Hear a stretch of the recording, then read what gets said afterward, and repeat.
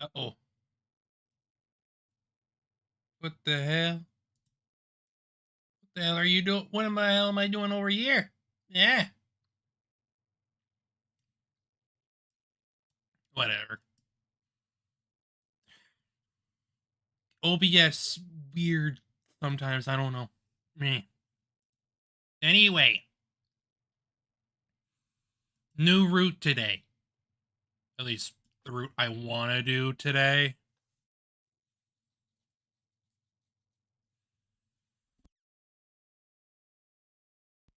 Granted, I'm not expecting to, like, finish everything here.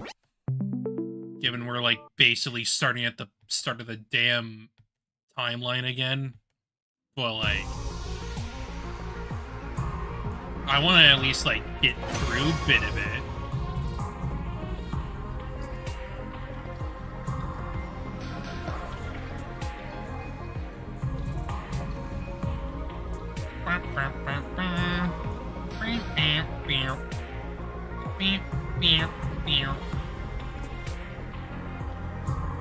The hell?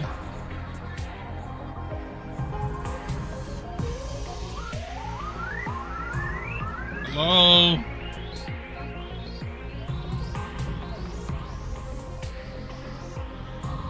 Why wasn't it moving? OBS, are you okay today?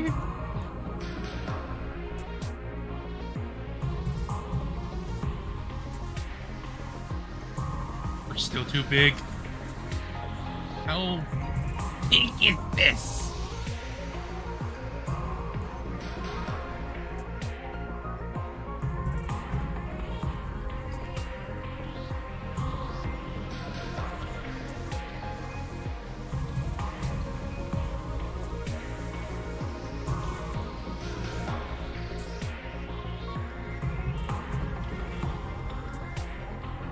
Christ, man.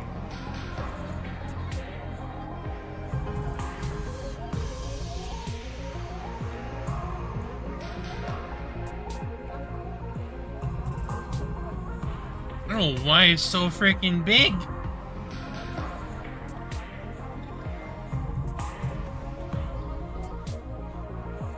Strange.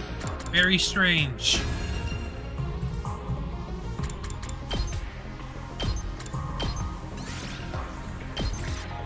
Whatever.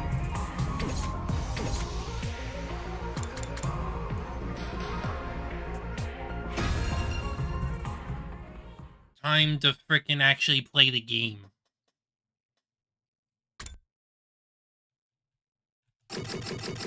Oh, all the way back.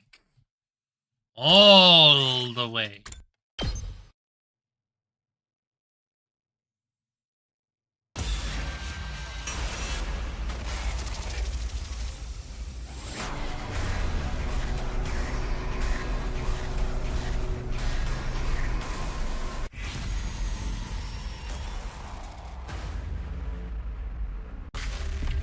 No. Nah. No. No, thank you.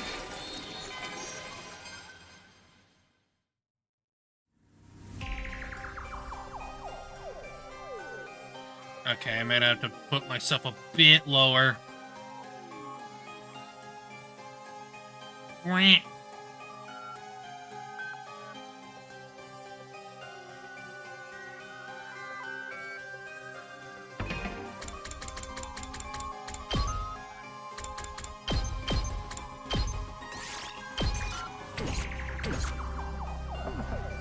If I want to get everyone on my side, I should really tell them the truth. But it's not like they'll all believe I'm a time traveler right away. Even if they did, that could come with its own problems. If they learn about the future, history will change again. Like it already wouldn't? You won't be able to predict what will happen as easily as before. You could probably help the others avoid making the same mistakes as before without telling them everything. Of course, there's no way of knowing if that's the right choice either. Probably because it isn't. Maybe.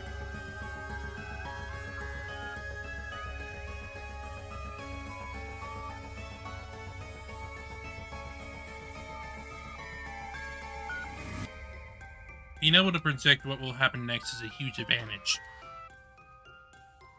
I didn't want to lose that. Especially not if I could help me guide everyone toward a brighter future. With that in mind, I did the only thing I could. Why do you climb up all of a sudden? Answer us. Huh? How do you know Asa was a traitor? Oh, I lied to them. I don't know.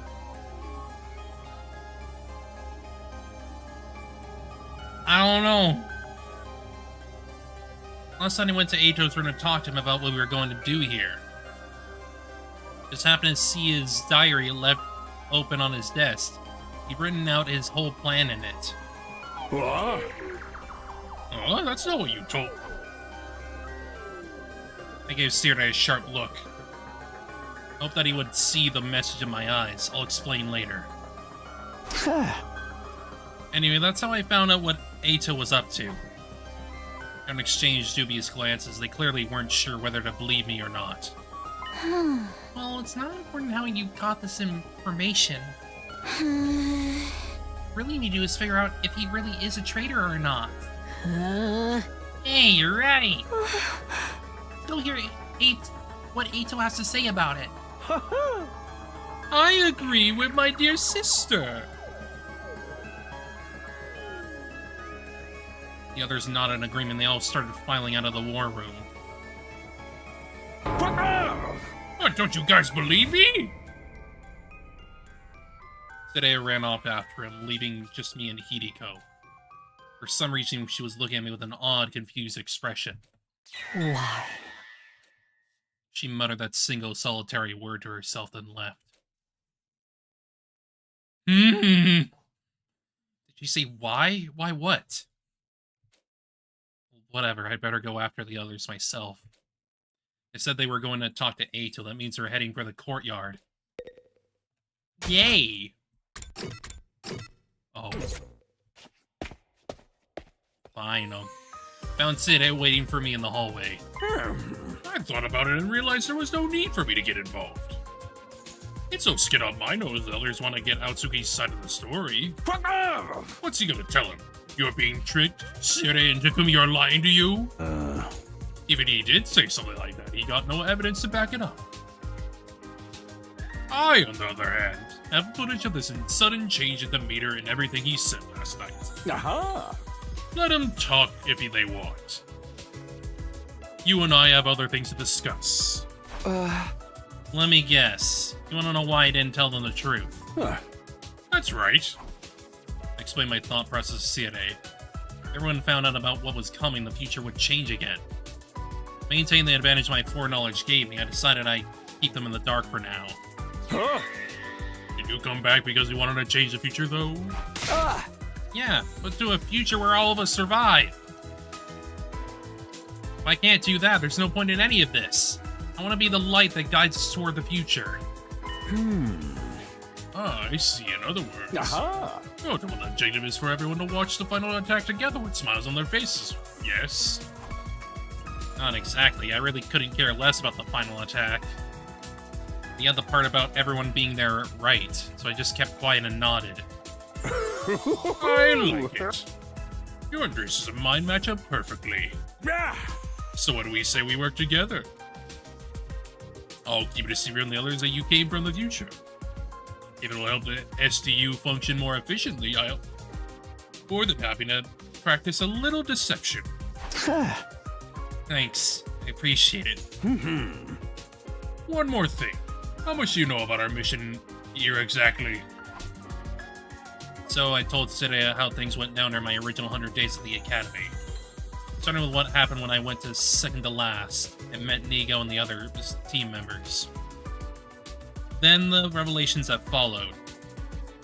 World Death, Crypto Globe, and the Exodus Project, the artificial satellite. Of course, the fact that the boy made of undying flames we spoken with last night was what, or rather who, was in the defense room. Told him more or less everything I knew. The only thing I left out was what I learned about Nozomi. Secret she shared that first time were between her and me. Oh, I see. Is that all? Is that all? You mean there's more? Oh, no, of course not. You've already learned a crazy amount of stuff. That's enough, isn't it? Actually, there was still something that was bothering me. Right. That's what you think the truth is. You got it all wrong, though. Aha!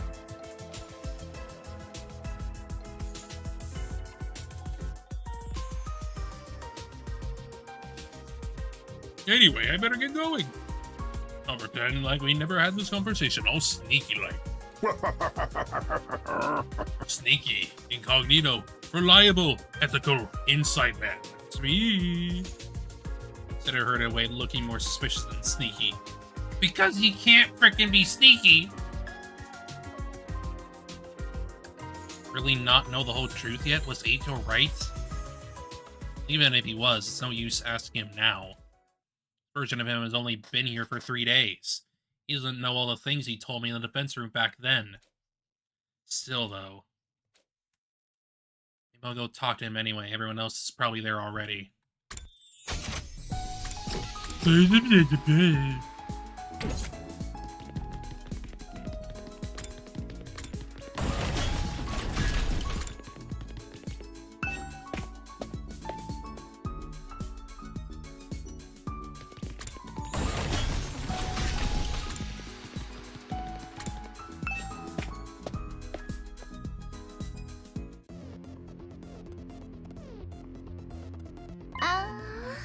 Hey, Takumi.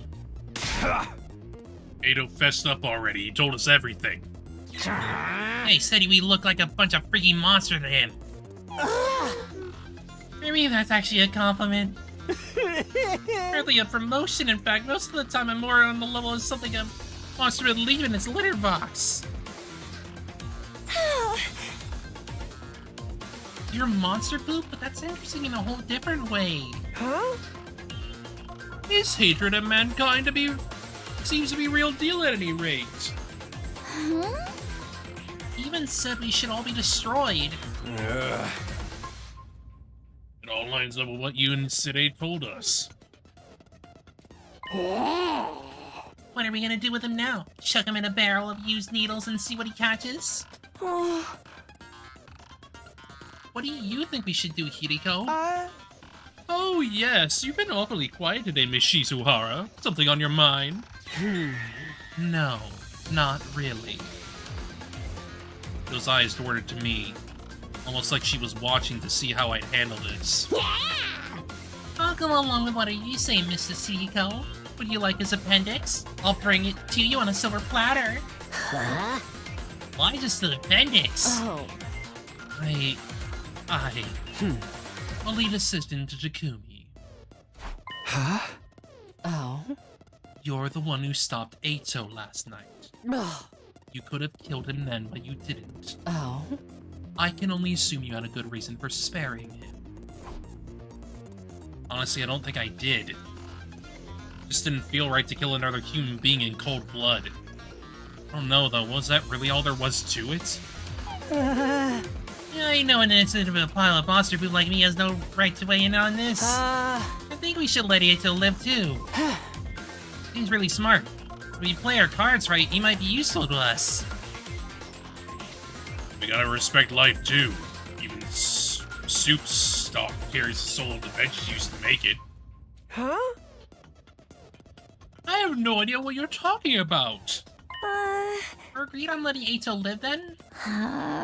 He shouldn't be a threat so long as he stays in this cage. Some kind of weird tech to negate his powers. Aw, so I didn't get to rip out his appendix. If this were a killing game, you'd be a perfect candidate for the first murder victim.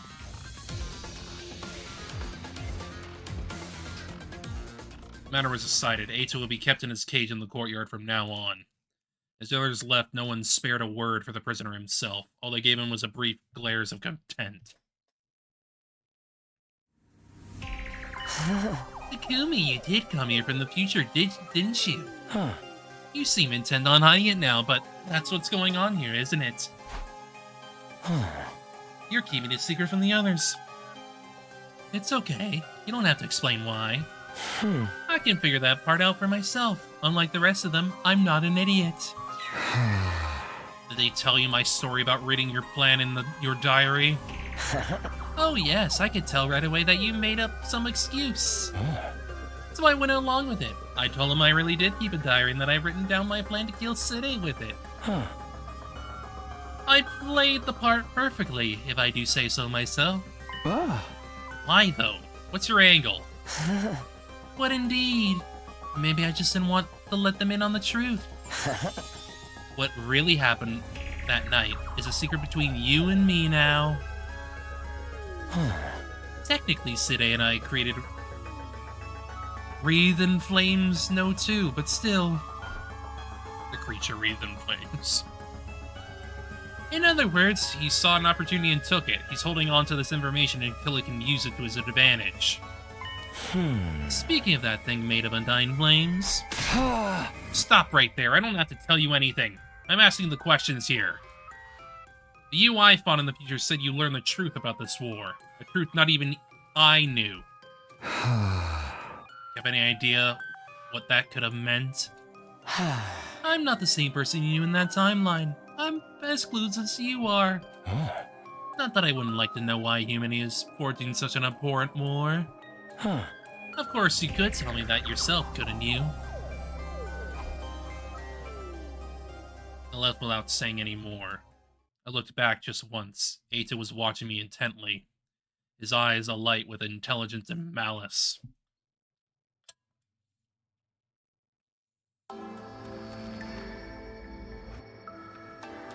That afternoon, after lunch, we made our way to the war room to speak to Side.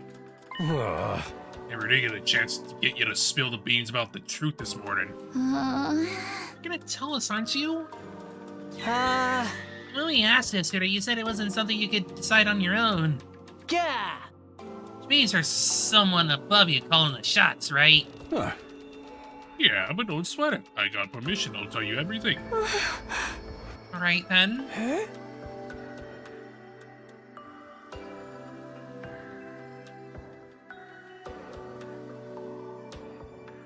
No time like the present, I say. Go ahead and tell us. What's going on here?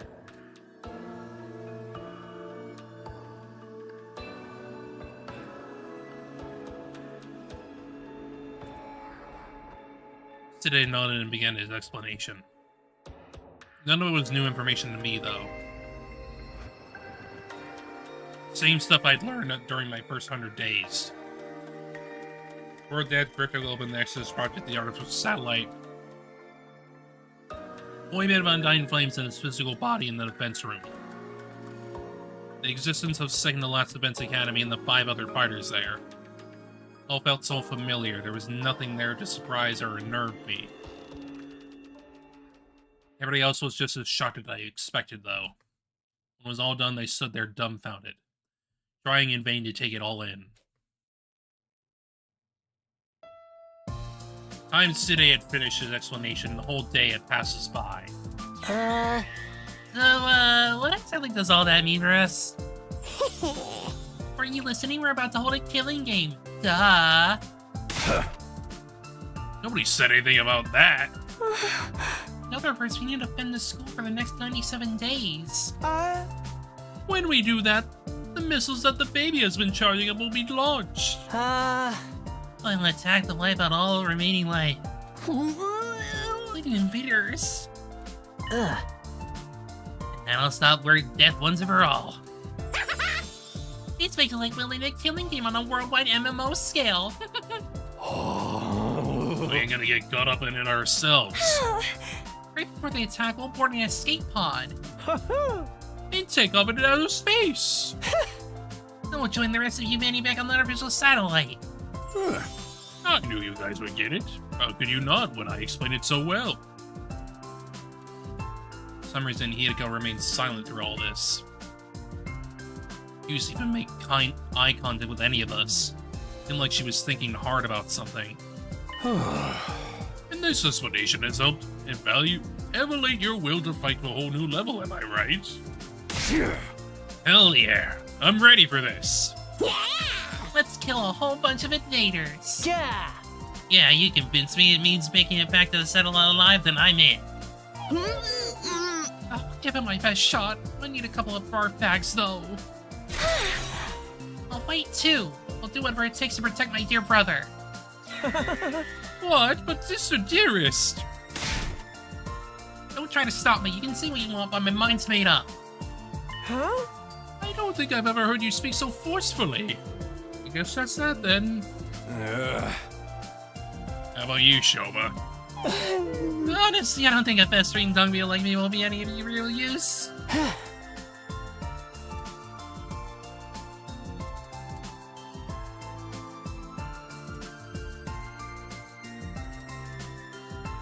Felt this weird surge of power pulsing through my body last night. Huh? I feel like I've ascended to the level of, I don't know, a festering dung beetle.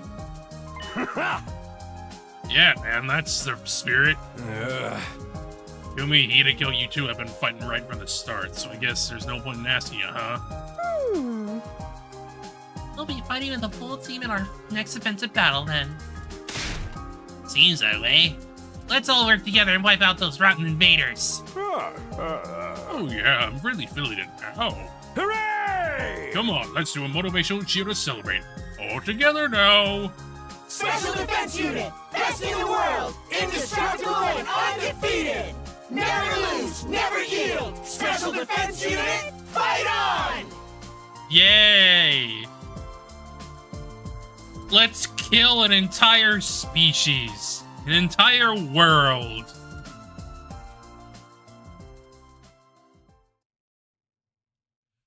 Fortunately, Riff has perhaps fortune landing get caught up in the pep rally mood Side had going on. In the last timeline, Gaku, Tsubasa, Shoma, and the twins hadn't made up their minds to fight until much later.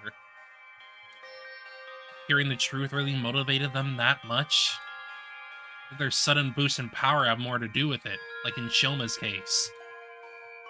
Juiced up cryptoglobin flowing through them, giving them more confidence than before? Either way, I was grateful I wouldn't have to convince them to fight all over again. Same time, though, this could mean history would change again, deviating from the future I knew even more. When I thought of it that way, I couldn't help feeling uneasy. With an intense gaze on me, I looked around and locked eyes with Hideko. She was looking back at me also with a weirdly uneasy look on her face.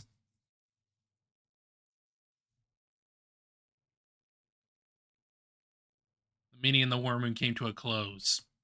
After a somber late dinner, the others decided to turn in for the night. I did the same and returned to my room. I lay down on my bed to just space out for a while, but then I got up and went to the door to greet my late-night visitor. Huh? Hideko, what's up? Huh. I wanted to ask you about something. Huh? Oh, what is it? Oh. After we spoke to Age in the courtyard, I went back to his room. Oh. I searched it from end to end, but I didn't find any diary. Huh. You've been lying to us, haven't you? Huh. What, me? Lie? I don't know what you're talking about. Tuh. You're from the future. You traveled back in time somehow and ended up here. That's how you really know what Eita was up to. Am I wrong? Being confronted with the truth so abruptly threw me for a loop. My face tensed up and my palms began to sweat. Possibly know that. I realized too late that I shouldn't have said that. It was practically admitting she was right. Hideko must have realized it too. Although in her case, she seemed to relax a little. I thought so. Well, that's all I wanted to know. I'll be going now. Hey, come back! Tell me what this is all about! I knew you were acting weird today, ever since yesterday when I lied to the others, actually. They all left, you stayed behind, and you... Just why? Didn't look happy either. What did you mean by that? Just how much do you know anyway? Hideko didn't answer, she just looked away. Her brows were furrowed and she was biting her lip in thought. We stood there in silence for a while until she gave a sigh and spoke up again. Tuh. Let me sleep on it. I'll tell you everything tomorrow, if I don't change my mind before then. You will? Yes. Huh. But I'll tell you one thing right now. Two, in fact. Keeping your time travel secret from the others was probably the right choice. The same goes for not killing Ato. Until tomorrow, then. With that, Hideko left the room, leaving me alone in my confusion and angst. Get angst.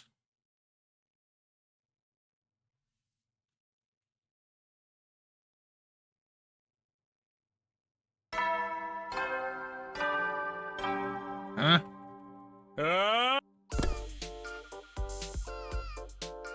Why wasn't it freaking skipping? Hello, you had your breakfast. I have two very important announcements to make.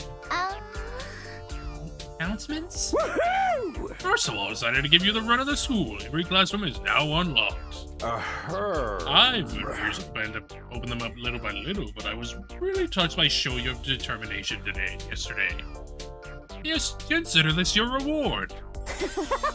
Awesome. Dibs on first try in the killing team room. Whatever that is, we don't have one here. What about the second announcement?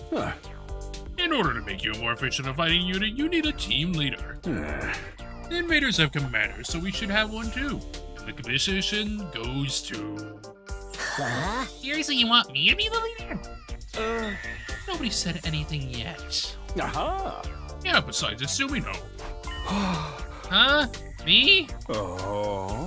You exposed the traitor in our midst and saved your commanding officer from a terrible fate. You've also demonstrated your ability to rally others behind you. Your personality makes you a perfect candidate too. What do you guys think?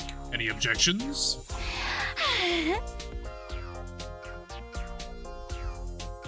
I think it's a good idea.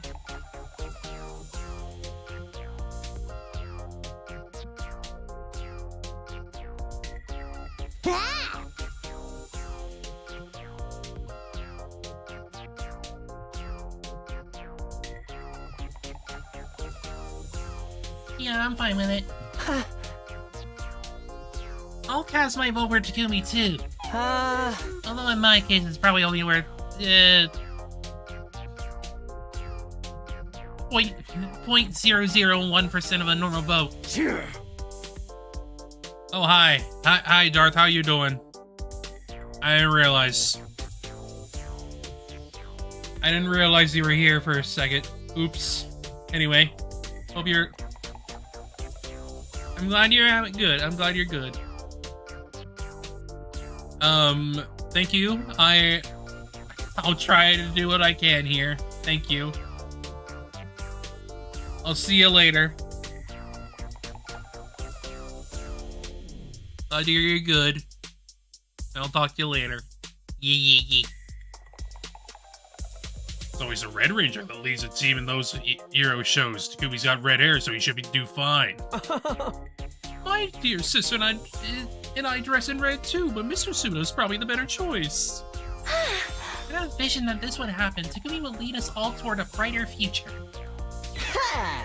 Fine, and that's how you feel. I'll step down and let Takumi take over. I'm more the cool outsider type anyway. You're not, though, Gaku. You're not. How about you, Shizuhara? Hideo took a moment to think about it before answering. I have no reason to oppose this decision. Good enough for me. Takumi Sumino, I hereby confer upon you the position of Captain of SDU. I expect you to help your team members grow and lead them all toward a spectacular victory. Was I supposed to say thanks but no thanks? I don't think anyone would have let me weasel out of it like that. Instead, I resigned myself to the inevitable and nodded. Okay, I'll do my best. A moment of half-assed acceptance. Everyone said things like, nice to meet you, Captain, or don't let us down, Captain. I think they were just teasing me, though. After a few slaps on the back, they filed out of the cafeteria. Last to leave was Hideko. His ass does not want to be team leader. Nope. No way. Hurried over to her before she could get out of the door. Hideko, wait! What is it? What do you think it is? You're supposed to talk. You told me you'd tell you about what you've been hiding today. I don't remember making any such promise. What? I said I'd tell you everything if I didn't change my mind. I thought about it last night, and unfortunately for you, I did change my mind. Gotta be kidding me! I have never kidded anyone in my entire life. Little pushed her glasses up the bridge of her nose for emphasis. She looked tired out somehow. You were on my side. Your side. You didn't object when Sine made me captain. That doesn't mean I approve of you. I just thought if you were leading the team, it would make things easier for me. Much better to have a figurehead in place so no one will bother me. A figurehead? In other words, you're a puppet leader. You could have just taken the position yourself. I'm really not the type to take the lead. Besides, I've seen this play out before. What are you talking about? Oh, I don't know. Also time travel? Forget about what I said last night. Just move forward and do whatever you believe is best. With that, Hideko turned and left. The clacking of her heels echoed through the cafeteria, down the halls, and eventually faded away completely.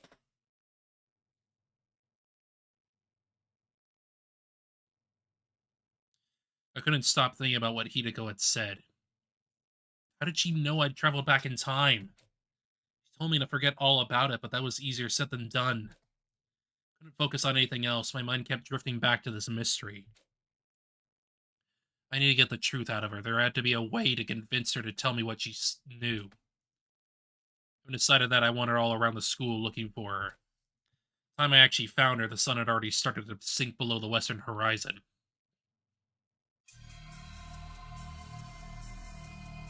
Found Hideko in the war room. City was there too. They hadn't noticed me, but seemed to be talking about something serious. Hid behind a nearby purely hoping I could listen in on them. In the end, couldn't hear a thing. Those two were talking in secret must be about something important. What are they keeping from me? It's getting more and more curious. Got my hand around my ear, but all I could hear was my pulse. Electronic buzzing of the nearby machinery. Damn it. Cursing wouldn't help, I knew that. All I could do was watch them and they carried on their mysterious conversation. Must have stood there like that for a pretty long time. Eventually, Siri handed Hideko something. It was small and it fit into the palm of her hand. Couldn't make out what it was from where I was standing. Did she get some kind of allowance from him? No, it couldn't be. Whatever it was, Hideko slipped it into her clothes and left the war room. Siri followed suit a little while after. Yay! All that time and I still didn't find anything useful. Could Hideko have been talking to Side about? What's that thing he gave her? I should go after her. Still have so many questions that need answering.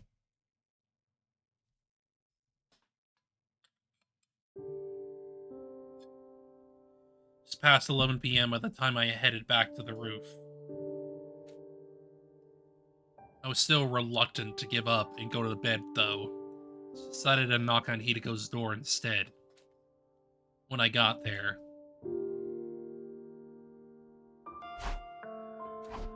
there was no one there. Like Hideko had disappeared completely. Where'd she go? It's ridiculous. Just where did she go? Stood there wondering myself. I heard a noise. It sounded like propellers? Looked over the railing and down in the schoolyard. There, hovering over near the wall of fire, was a drone with a fire extinguisher mounted to it. Ooh. Standing next to it. Hideko. Hideko activated the extinguisher and created a hole in the wall. Stepped through it and out into the night. Where's she running off to now? Scrambled down the stairs and hoping it wasn't too late to catch her.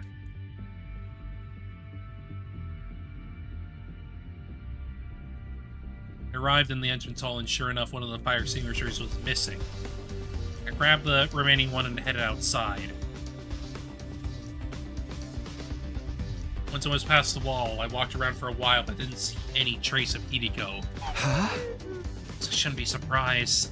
She could be anywhere out here. Had I come this far, I couldn't just give up. Between that, she told me last night, her conversation with Side today, Hideko had a lot of explaining to do. I want to know why she was wandering around off school grounds at night, too. Just what is she up to? Still glancing around, I made my way down a narrow alley between two crumbling buildings. That's when I saw it. Just turning a corner, I caught a sight of someone. They were a pretty long distance away. Dark, too, so I couldn't make out any details.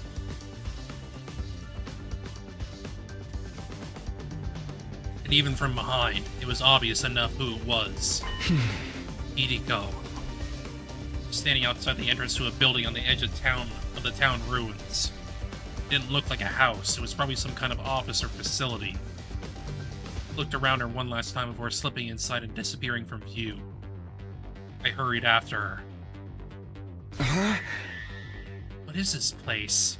Oh, I wonder. It's almost like it's the freaking building that has the damn timeline device in it. So I'll head inside. Went through the entrance gate and headed toward the main building. I opened the door as slowly as quietly as I could and went inside. Right away, I noticed that one of the doors in the hall was slightly ajar. Light was spilling out from the room beyond. I crept closer and peered through. What the? My hand shot up to cover my mouth. I almost said that out loud. Hideko was in there, alright, but she hadn't noticed I was here yet. Noticed some kind of large machine casing a few feet away from the door. I darted in and snuck behind it. With a sigh of relief, I took another look around the room. It was packed with weird-looking machinery, most of it rusting or broken. This is a research lab once? Doesn't look like it's been used in a long time. Poked my head out from my hiding place to see what Hideko was doing. She seemed to be operating one of the machines, pausing every now and then to adjust her glasses. That should do it. Now. She walked over to a giant locker and pulled the door open.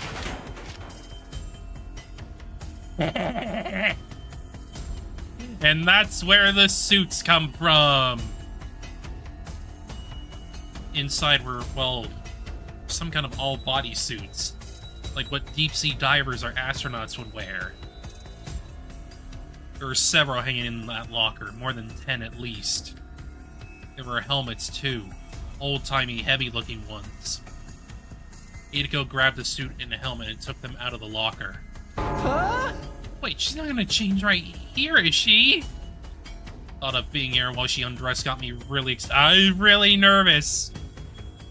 Luckily or unluckily, she didn't actually strip down, but put the suit on over her clothes.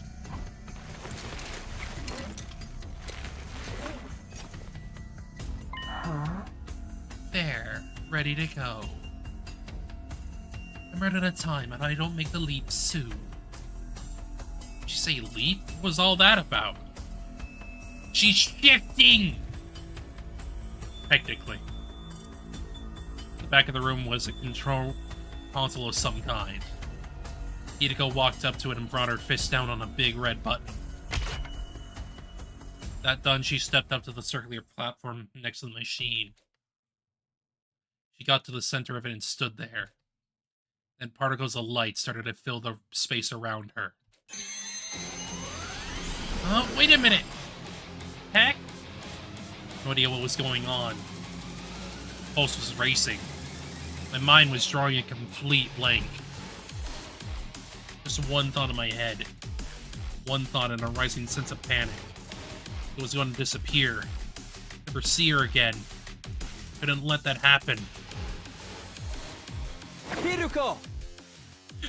Oh no! Oh no! Huh?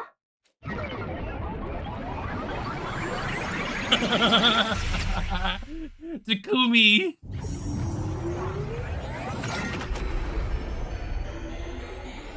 Welcome to New Timeline.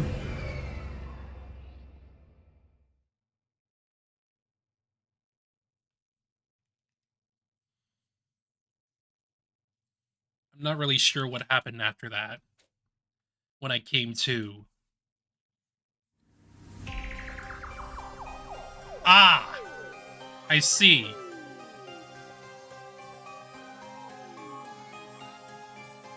That's why you have the suit on, because you're gonna get fucked up if you don't. I was on the floor and Hideko was holding me in her arms. At least I think it was Hideko. She had a helmet on, so I couldn't tell for sure. Next moment, though, that question was answered. Takumi, are you alright? Get a hold of yourself! It was muffled, but it was unmistakably Hideko's voice. I felt a wave of relief wash over me, followed by a sharp pain. What were you thinking? Jumping in without a leap suit? Do you not know Takumi? Leap suit? Is that what the thing you're wearing is called? Yes. If you perform a parallel leap without one of these, it puts an incredible amount of strain on your body. What's a parallel leap?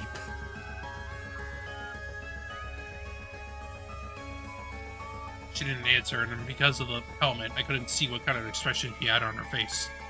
Beloved dipshit. What are you doing here? I followed you. I had some questions for you, about 100 of them at least. Although now it's more like 200. At least your head wasn't seriously damaged. How's the rest of your body? It feels numb. I don't think I can move. I feel really cold and nauseous too. If you're going to throw up, do it after I leave. Leave? Where are you going? Back to the academy. You're going back already? Why? I don't have time to explain. It's already past midnight. Midnight? What day is it now then? Day 5, technically. Late night, day 4, or early morning, day 5? What does it matter? Are you trying to waste my time? Ugh, I have to go. You stay here and rest. I mean it. Don't you dare move from this spot.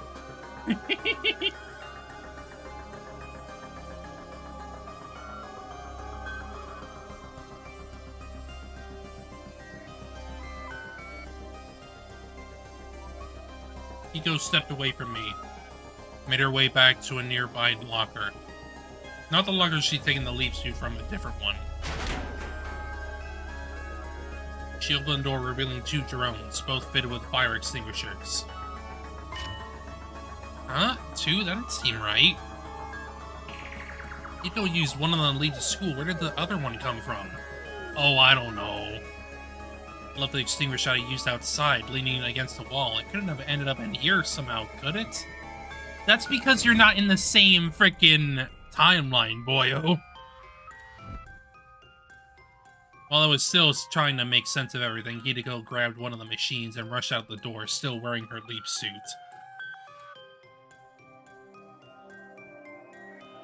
After lying there for a while, the feelings started coming back to my legs. Pretty soon, I was able to move around again and got to my feet. It's in the same place I was before, right? Looks the same anyway. What happened when I dove into that circle of light after Hideko? How long did I black out for? It didn't feel like very long, a minute at most. Could could have happened during that minute? No use thinking about it now. I should go after Hideko. Even though she told you to sit still. Went to the locker and took out the other extinguisher drone.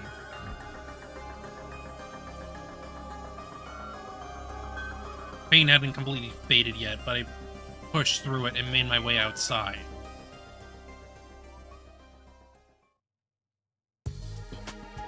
I knew where Hideko was going. She told me herself, back to the academy. I still don't get why, though.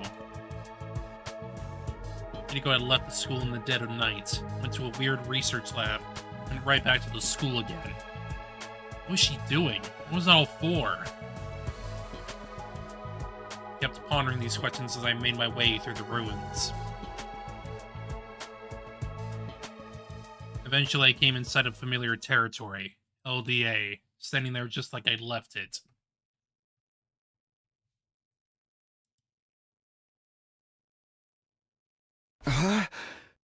Now, where's Hideko? Where is she? In the morgue, apparently.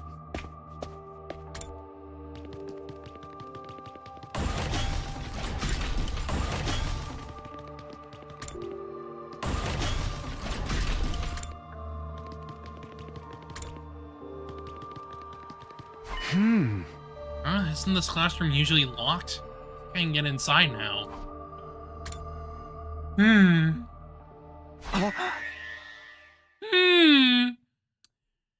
In a certain timeline.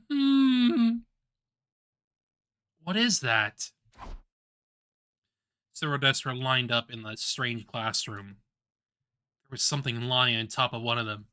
Yeah, and that's supposed to be Ato.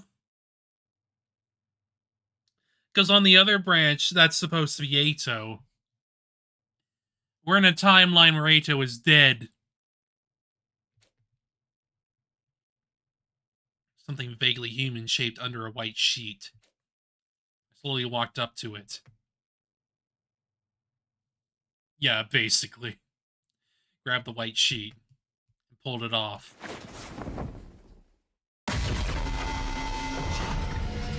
Ato? No, it can't be. Oh, but it is. He was shut up in his cage. There's no way he could have gotten out. So then how? How did he get here? And why is he dead?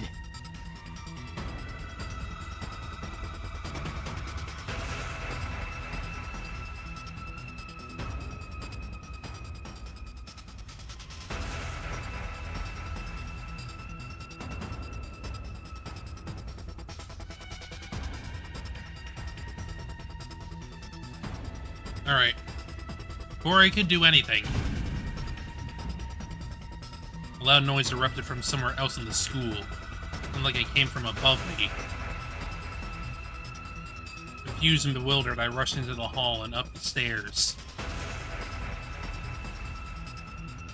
When I got to the third floor, I heard the noise again. It's coming from the infirmary.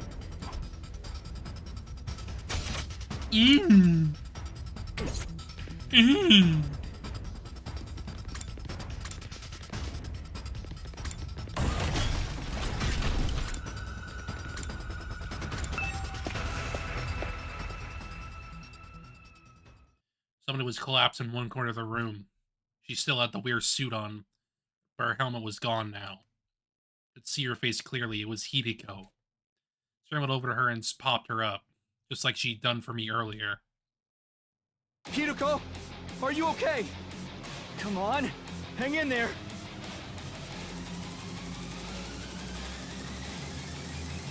She shook her shoulders and her eyelids fluttered open.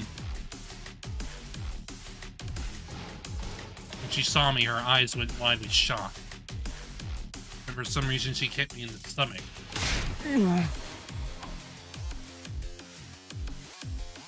Went flying like a ragdoll.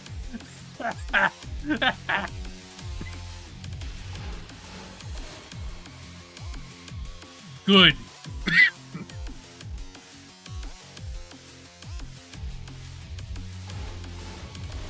Sorry. Okay. Just...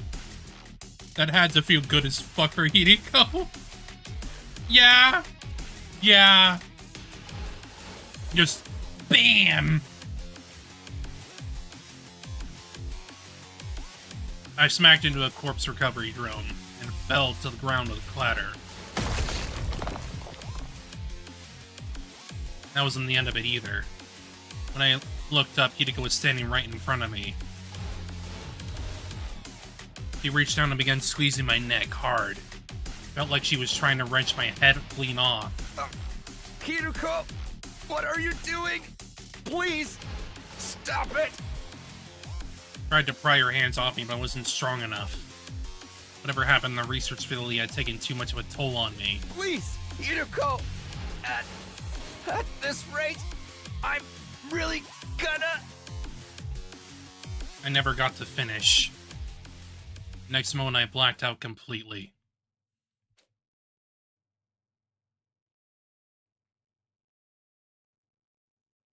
I don't know how much time passed after that. My consciousness drifted back at some point for a little while. Everything was still kind of fuzzy, though.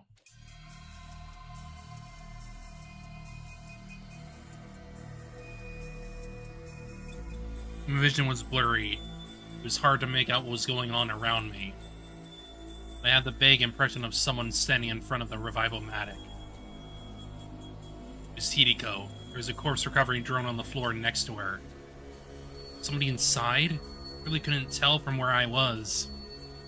Hard to sit up in the state I was in. I couldn't even lift my head up. So I just lay there and watched. Last thing I saw was a recovery drone getting sucked into the larger machine. And then everything went black again.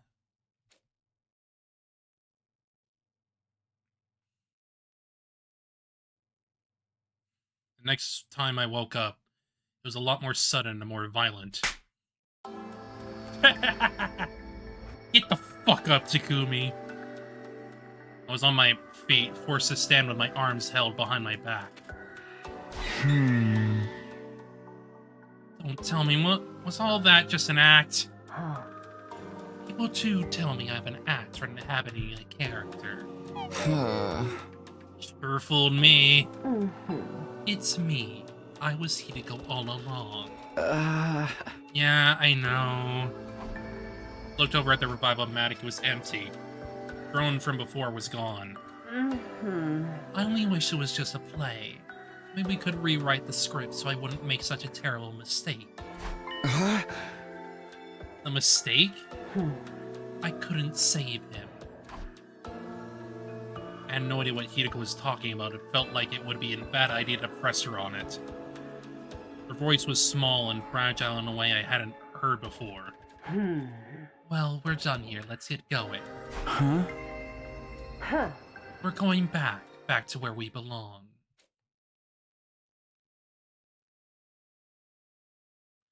Back to the other timeline. Wait, Hideko, tell me what's going on. Where are we going back there? You mean the lab? Some kind of research facility, right? Just what kind of research do they do here? Hideko wouldn't answer me. She just kept going, leaving no choice but to follow her. Hideko, please tell me what's going on. I'm so lost. It's been enough that we're in this weird lab. Also, I saw a body back at the school. A body. Yeah, it was Ato.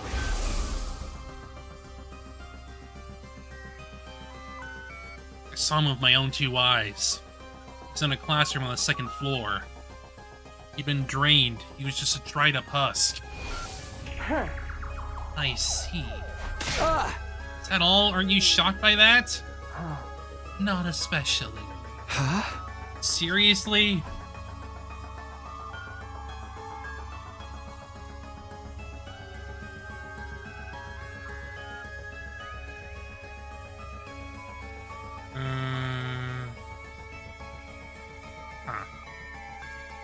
Hideko turned away, shutting down any further conversation.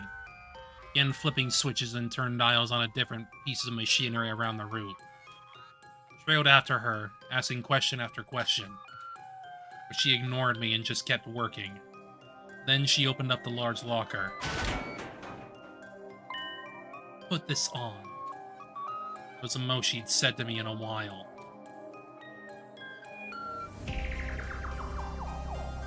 Oh. Well, how do you like it? Annoying puppy Takumi. Call this a leap suit, right? See how it adjusted to fit your height? That's one of its special functions. It will automatically shrink or stretch to fit the dimensions of whoever wears it. Not like I'm insecure about being short or anything. Well, we should get going. Hideko stepped away from me. He pressed the red button on the control console and stepped onto the round platform like I'd seen her do before. Come on, hurry! She barked an order at me and I instinctively complied.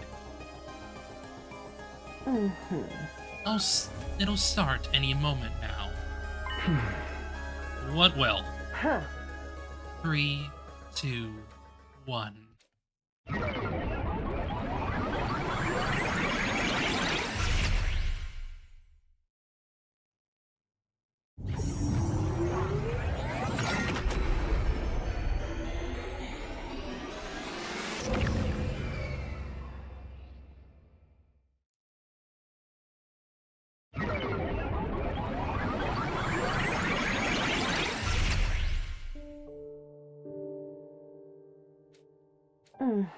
It's done.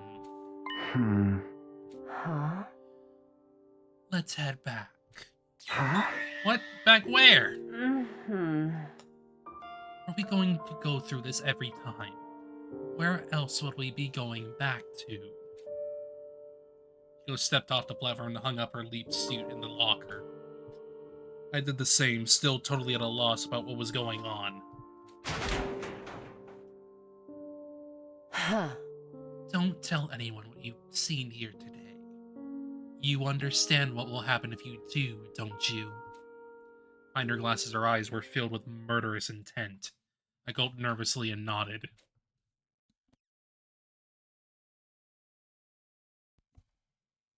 Don't tell anyone about the frickin' parallel universes.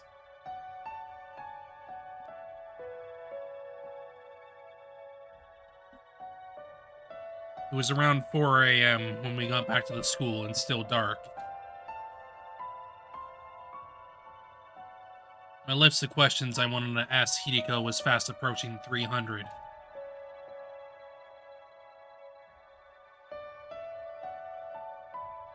But I didn't have the energy to bring any of them up. My body got put through the ringer at the lab, and kicked and strangled shortly after. No wonder I was exhausted. She still hadn't apologized for any of that. Oh well, only one thing to do now.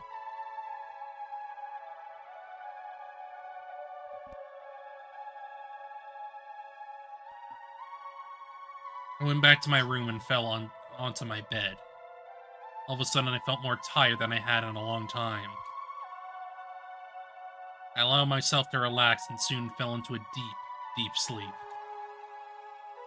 Deep, deep, deep, deep, deep.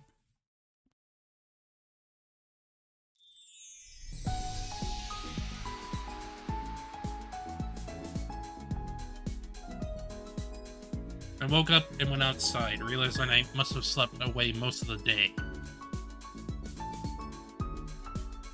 I didn't feel so tired or beat up anymore, but my head was still as fuzzy as ever.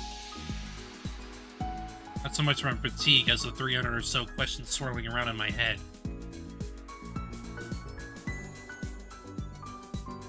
For now, I decided to focus on just one of them, and I knew which one. Huh? Ito. Ito! Ito!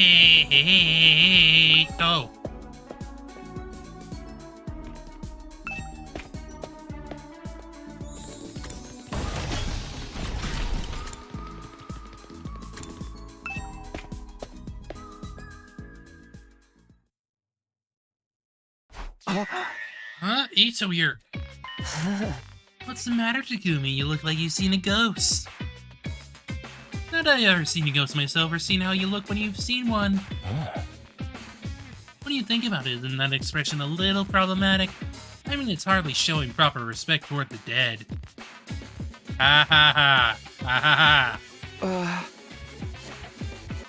You're alive. In response to my comment, Ato put his hands on the bars, cage, and pushed against them. Last time I checked, yes. If I were a ghost, I'd have phased out of here a long time ago. What's going on here? I saw his body last night, didn't I? Local man is not putting the frickin' pieces together.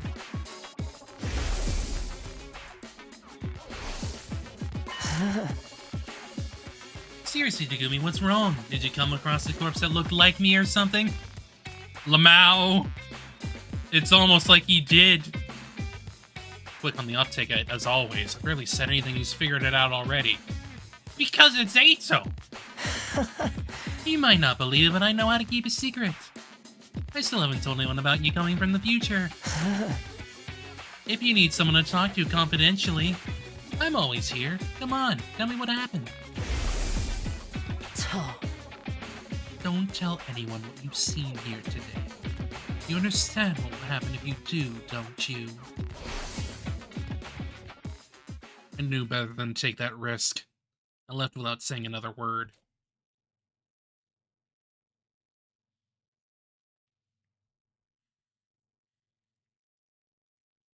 That night, the others ate a sumptuous dinner in the cafeteria before heading back to their rooms. I struggled to force down a few spoonfuls of rice porridge, put it aside, and stopped Hideko before she could leave. Hideko, have you got a minute? I really need to talk to you.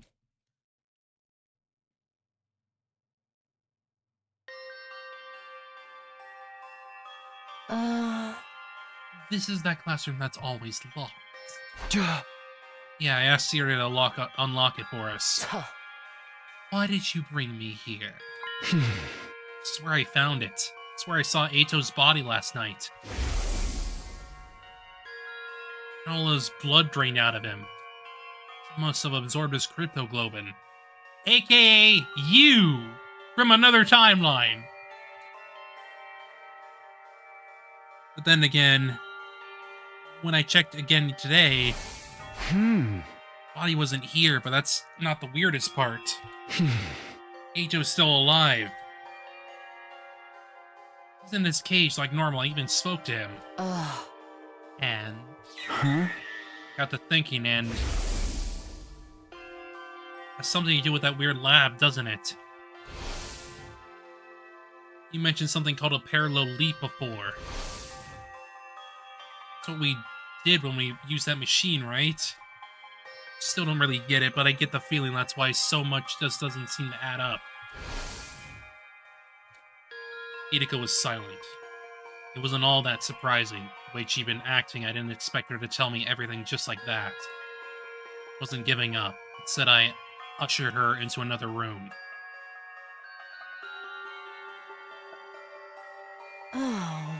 Why here? You spoke to Sire about something important in here yesterday.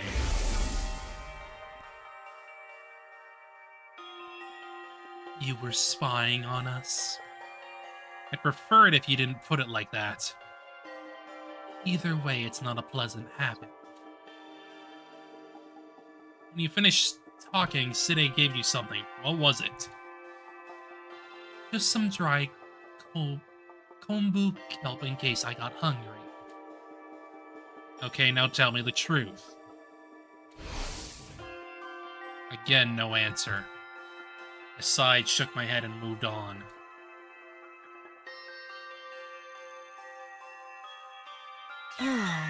Quite the little tour of the school you're taking me on. This will be our last stop. Last night, I rushed in here and found you passed out in the corner. No idea what had happened, and things only got more confusing from there. He's a dipshit, not blind or stupid, Hideko. When you woke up, you kicked me in the stomach and tried to strangle me.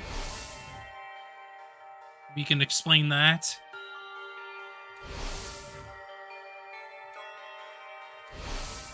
Huh? You still haven't apologized for that, you know. I didn't have a lot of choice in the matter. It was a regrettable accident. An accident that nearly killed me. Fine. I'm sorry. You got your apology. Can I go now? Itika was already turning to leave, but I grabbed her arm before she could go any further. I'm not done yet. After you nearly killed me, I came to just for a minute. I saw you in front of the Revival-matic with a corpse recovery drone. Who was inside the drone, Hideko? You said I couldn't save him. Him who? Who were you talking about? Whoever was in the recovery drone? Oh. Was that all you wanted to ask? Just one more thing, and this one's the most important of all. You already know that time travel exists. You knew that I came here from the future. How? Hideko pushed aside a lock for her long, silky hair and looked away. She was clearly nervous. She was biting her lip, fiddling with her choker, tapping her heels. Finally, she made up her mind and spoke up. All right, I'll tell you. You will? On one condition. Starting tomorrow, I'm going to have a lot to do. I might struggle to get it all done by myself, so need someone to help with it. Huh? You mean me?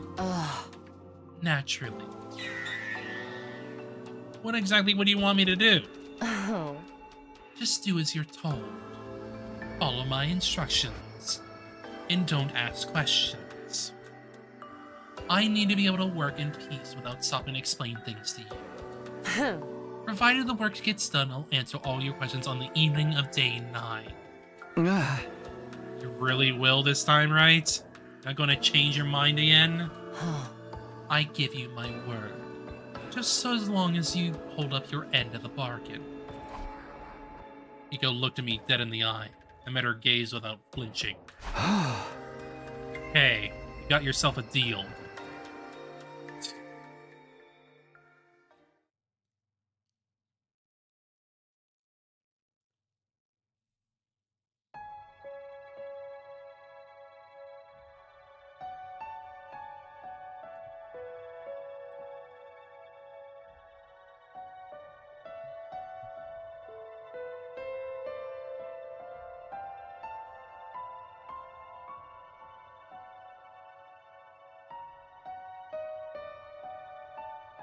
Hideko called on me in my room shortly before dawn the next morning. Oh? I'll get right to the point. I'm going to send in the Last Defense Academy today, and I want you to come with me. I'm sure you understand why we're going. Huh? Get Nigo and the others, right? Hideko nodded. No surprise she knew about the other campus. Today I explained it everyone a few days ago after all. Hey, wait a minute. Today you don't mean right now, do you? Of course. It's not even 4:30. Time is of the essence. We need to be back before tomorrow. Tomorrow was day 7. That was the day the first commander we faced came back to fight us again. You mean for the battle? How do you know about that already? I wonder, Takumi. I wonder. Oh. And that's a penalty. I told you not to ask questions. Very incapable of holding up your end of the deal. I held back the torrent of questions swelling up inside me. Oh. Now, go and wake the others up. Huh? We'll need more than 2 of us for this journey. We need to put together an excursion team. Okay, but why do I have to be the one to do it? Oh. I know, it's such a pain, isn't it? Aren't you starting to see why I made you captain now?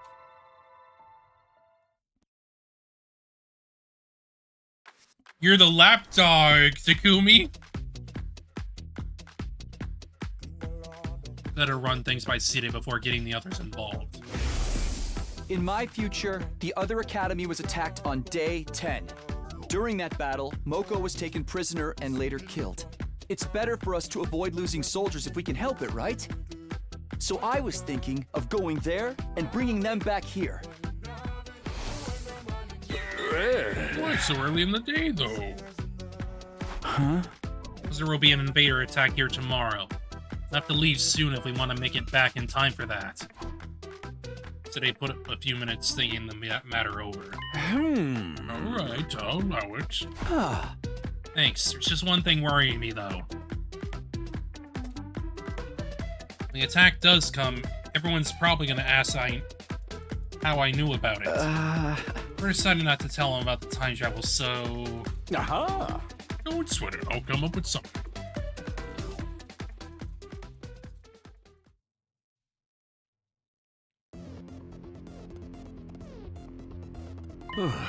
As it happens, I received word from the artificial satellite. He was explaining the situation to the rest of the team. Yeah. According to their intel, there's going to be another attack sometime tomorrow. They were able to deduce this by analyzing the enemy's movements from above. There's going to be a lot more of them than you saw on your first day here. So I made a decision to call in the troops from the other campuses to supplement our current fighting strength. I had to hand it to him. He sounded convincing. The others accepted the story without a second thought. So you're saying we need to get there and back all before tomorrow? Hideko was playing her part too. Never had guessed this was her idea in the first place. So who's going and who's staying? Stumino, Shizuhara, Kawana, and Genzaki. You'll be our excursion team. What about me? I want to go to murder the guys at the other campus too. Oh! Nobody said anything about murder, Miss Amamiya. I get Takumi and Hideko. We've seen they can fight, but why do you pick the other two? Yeah, why did you pick us? We end up having to fight while we're out there. Wouldn't Takamaru and Tatumini be a better choice? But that would leave us without inexperienced fighters back here. Just think about what that would mean if the excursion team didn't make it back in time. I guess that makes sense. Huh? Can you handle it, Tsubasa? Yeah, I think so. I haven't eaten today, so first comes the worst. I don't have a lot to throw up. Huh? How about you, Shoma? He'll be fine. I've been giving him some intensive training the last couple of days. Great. That's why I look like this now.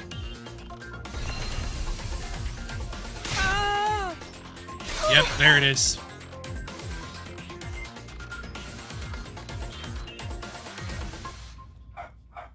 God.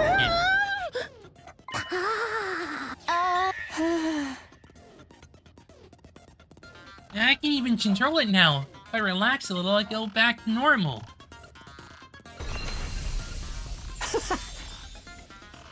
Sorry, you must have found that pretty revolting, huh?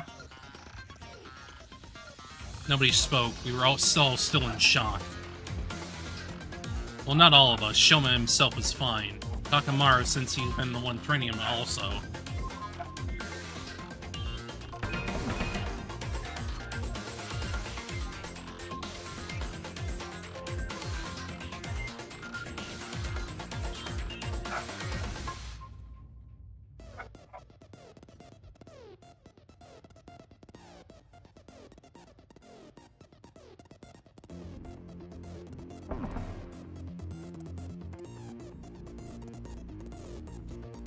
For some reason, Hideko wasn't fazed by Shoma's transformation either.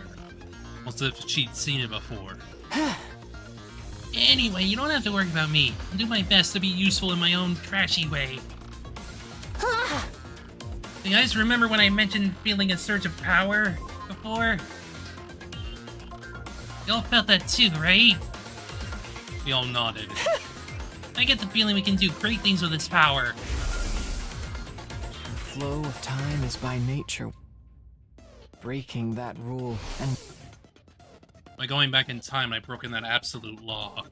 The resonance effect that made everyone stronger was already having consequences I hadn't counted on. Let's be on our way. Can't afford to waste time. Alright, good luck out there. Y'all take care now.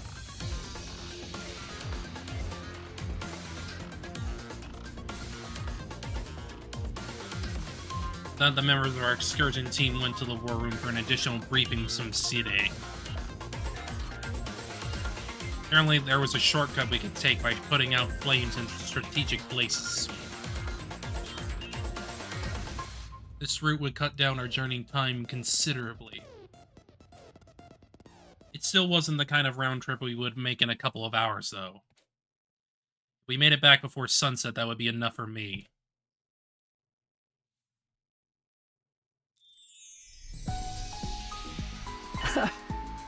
Is everybody ready? Yes. Ready?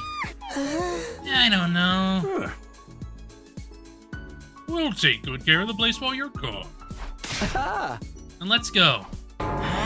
Wait, I still need to go to the bathroom.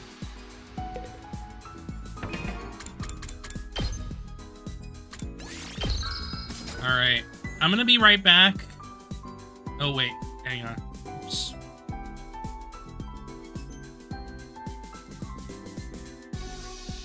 Looks like it freaking disconnected again. Yeah. But I will be right back. I need to bring some stuff inside, so I'll be back in probably about 5-ish minutes, give or take. It's just grocery shit, so I'll be right back. Soon. Yeah.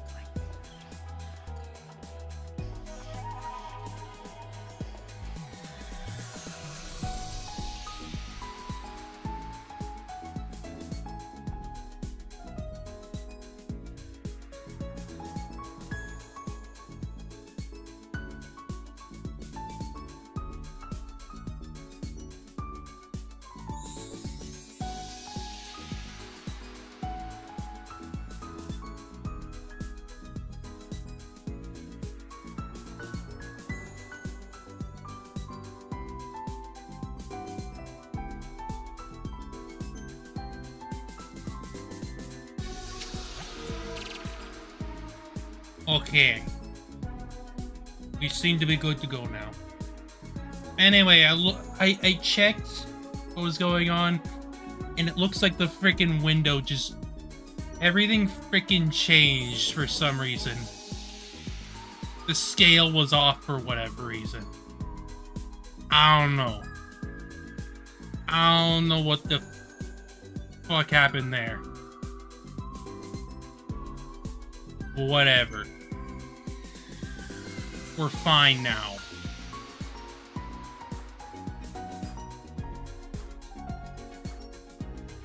We're at, like, the actual size we need to be again.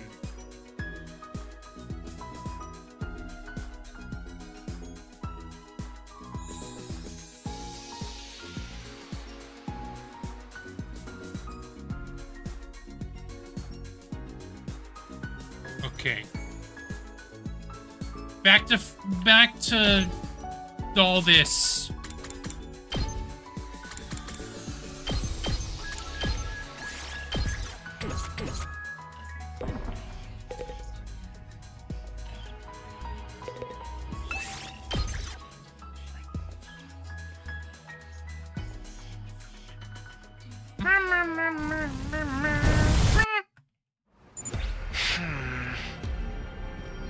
Yes, I don't know what was going on. For some reason, my OBS just set it to like a lower resolution thing, or for some reason. I don't know what was going on. I don't know. I put it to like scale to window and it was fine. Ah. I don't know what why the hell it was doing that. Bet, pat. Here's a map. The shortcut is right over there. How do you know that? Oh? City told us so, didn't he? Oh yeah, I guess. Don't just stand there, Mummy. Get moving.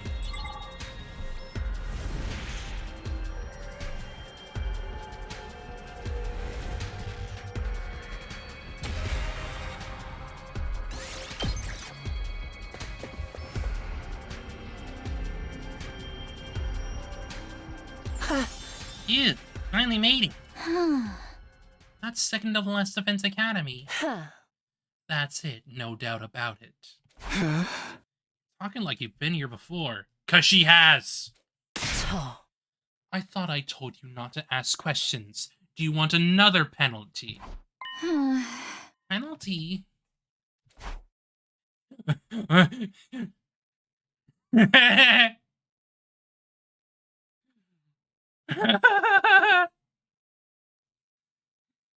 This is looking like a freaking puppy and master relationship right now.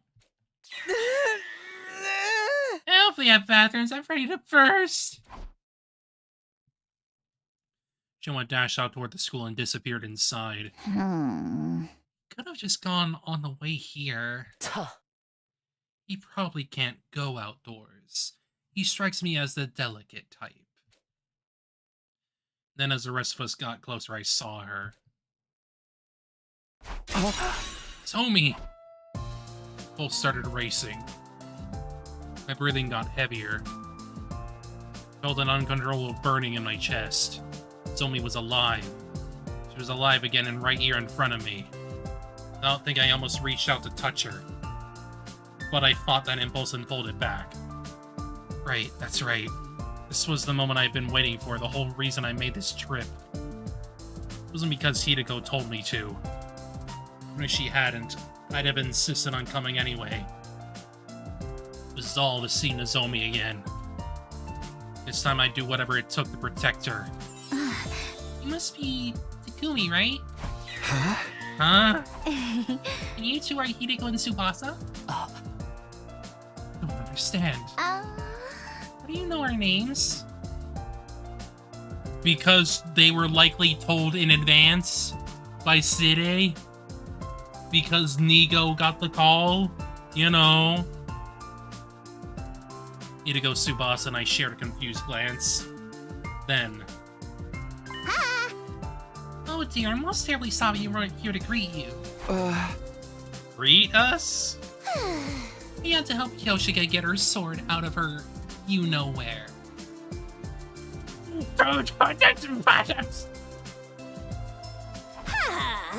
Technically, it was her sword chief.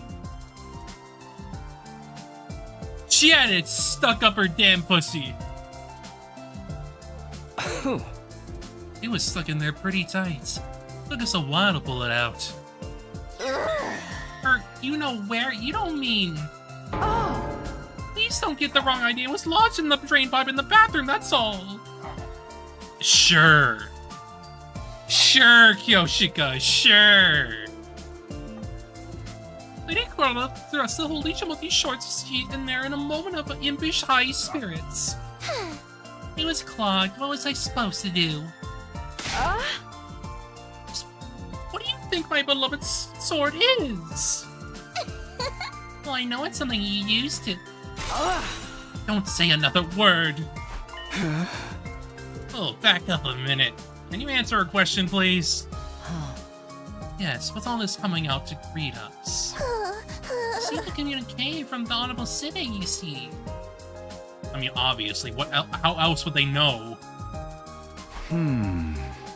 See, so basically City called ahead and let you know to expect us. Not just that, he told us the other stuff he's been keeping secret too. Explain how the circumstances have changed.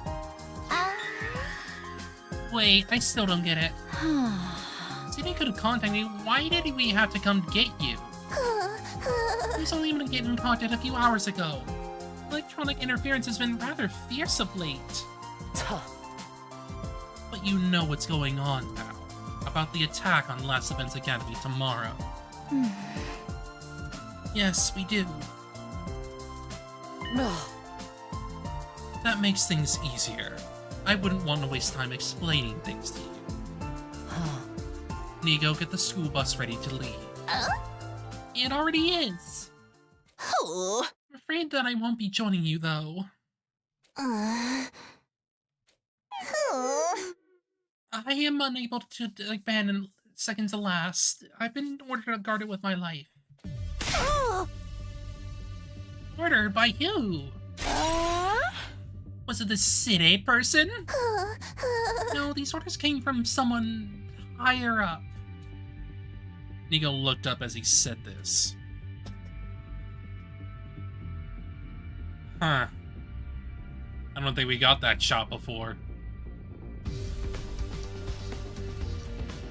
Looking like a freaking Death Star about to fire its beam.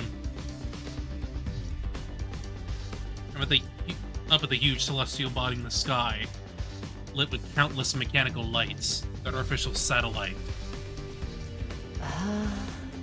The enemy hasn't realized the school is only a decoy yet. Sooner or later, they will attack it. When that happens, are you planning to self-destruct? Oh my, how did you know? Sorry, but I won't allow that. We can't afford to lose you. If I thought Hideko was showing a softer side of herself, I was wrong. The very next moment, she dashed toward Nigo and brought her heel down viciously on his head.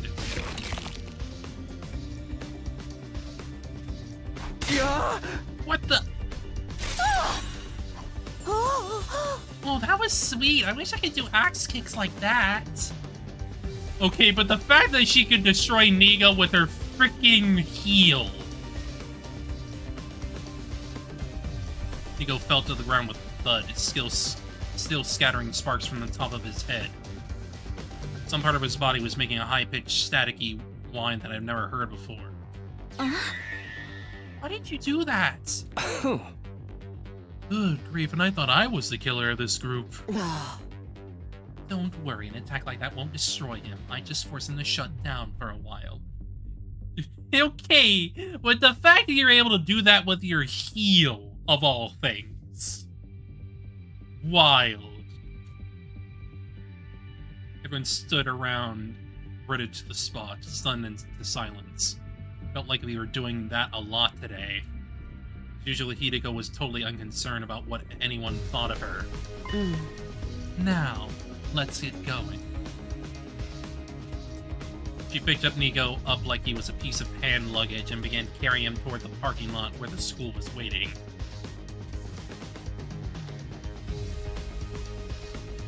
And then, with all of us safely on board the bus, we left second to last, behind without another word.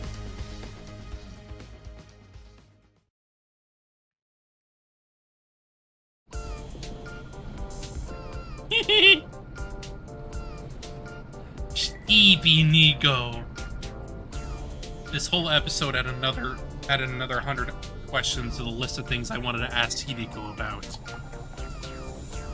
But I just have to keep them to myself until the end of day 9. I like how she's just, like, completely separated from everyone else. Wild. But still, Takumi's in that damn seat again. I started squirming in my seat, reminding myself to be patient no matter how difficult that might be. By the way, does it feel like we're forgetting something important? Something important? I've got all 28 volumes of my favorite manga. What's so important about that? His seat. His seat. And I've got my signed World Championship belt. Ugh, nobody cares. Now that you mention it. Weren't there supposed to be 4 of you? Oops! You forgot Shoma! Oopsies! Oh no! Shoma! We forgot all about him. Figures. Figures. Honestly, I'm not even surprised because I felt like this was gonna happen. Shoma just... He's so unassuming. We made a U-turn and rushed back to the second to last. Sure enough, we found Shoma in the courtyard there, tears streaming down his face. Picked him up and made a fresh start on our return journey. It's fine. Really, I don't mind. It's no wonder you'd forget about me. Oopsies. I know my existence is about as flimsy as a 0.01 millimeter thin piece of rubber. That's not true. Did you actually understand what that meant? Not exactly, but I kind of got the gist of it, you know? There's only one thing you can use a rubber that thin for. You would know! Don't say it! We spent the rest of the journey doing our very best to tear Shoma up. Eventually, he built his self-esteem back up to its normal, albeit still low level, and LDA came into view on the horizon.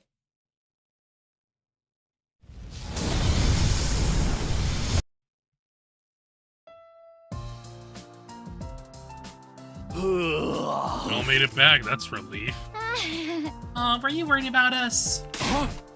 No, I was just... Never mind, it ain't important. Uh-huh. He's been pacing around the school in a chizzy the whole day. That's just part of my training routine. Today's leg day, that's all. Those guys with you are... the faceless NPC squad. Hello there, my name is Nozomi Kirifuchi. No. I'm Mocha Machiro, the apocalyptic maiden of destruction. Yoshika Mogadori at your service. Bow your head, peasants. I am Kurara Usuzuki, the great and powerful. You're pulling out your frickin' Wizard of Oz reference there, aren't you? Also, sounding like a frickin' magician.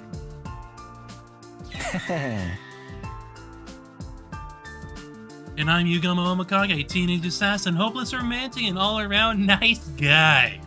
Hey! You're all totally distinct characters. Maybe a little too distinct. We gotta introduce ourselves too, or we'll look boring next to them. That's alright, Nigo already told us all about you. Huh. Nigo's that little critter in the red beret, yes? I am Six Defense Academies. Oh. You're basically serious underling, right? You feel the setup on you guys from the second campus already. Anyway, let's get started. What are the rules for this killing game, City? There is no killing game. We have a battle coming up tomorrow. Not that the introductions are over, we should rest up until then. So you guys really are gonna fight with us? You know it.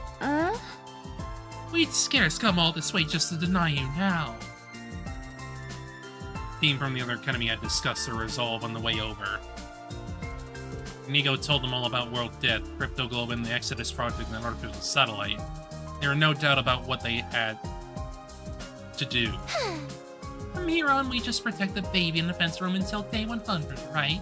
And the missiles you'd be charging up and will be launched in all directions. All the invaders will be wiped out, and that'll be the end of World Death.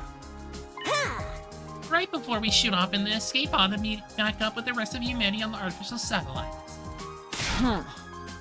What possible reason could we have for refusing to help?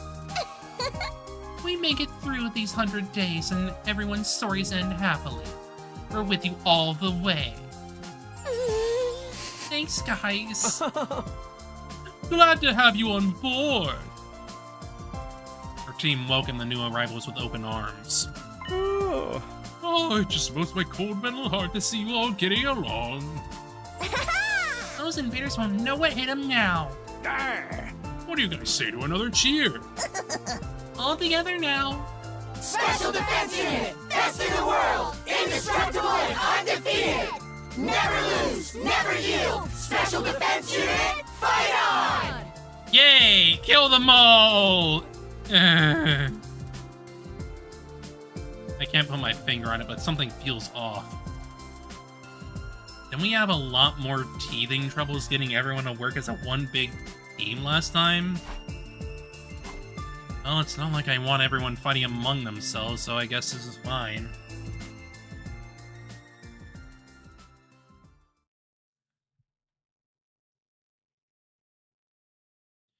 With night drawing on, everyone went back to their rooms, including the new members, who had new rooms assigned to them.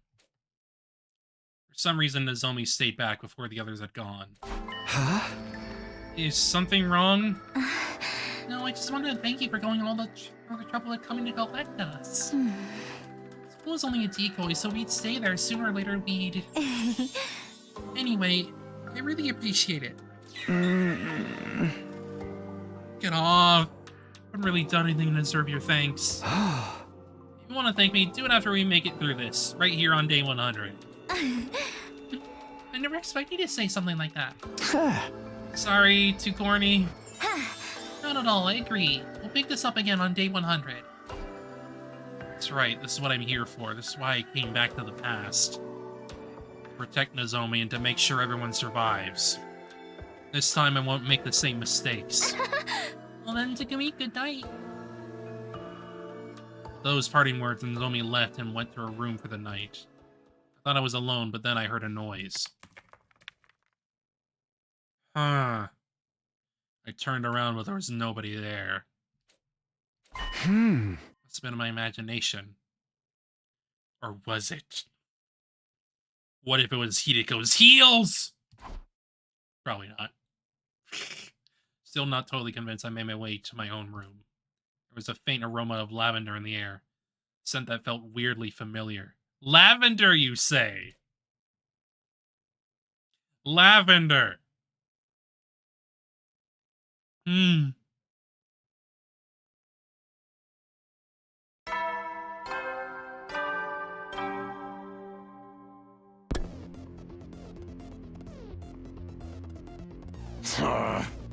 Alright, so one of those disgusting freaks gonna show up. I'm already here. We'll talk about you. You meant the invaders, right? Today, do you know when they'll be coming? Well, Soon. Those seem to know everything already. I was on the verge of asking her about it, but she silenced me with a sharp glare. How do you know, Iiko? CDA and Nigo told me already. yeah, that's it. Ichi asked us shortly before you all got here. We'll be fighting the same commander that escaped on day 1. Isn't that right? Exactly. Gosh, you're such a good listener, Shizuhara. Since you already have experience fighting them, we have a strategic advantage. Not to mention, we got a much bigger team this time. Yes, quite. It should be no challenge at all. Intruder alert. Defense. Yeah, they're really here. I told you, didn't I?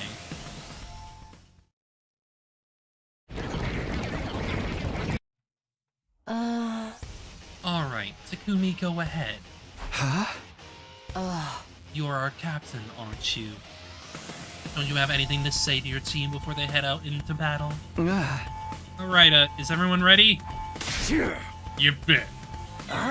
Yeah, let's do this!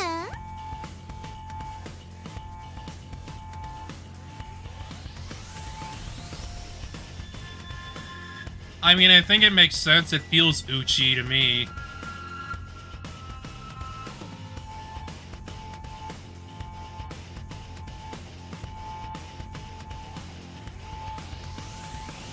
Like, I think it works so far, at least.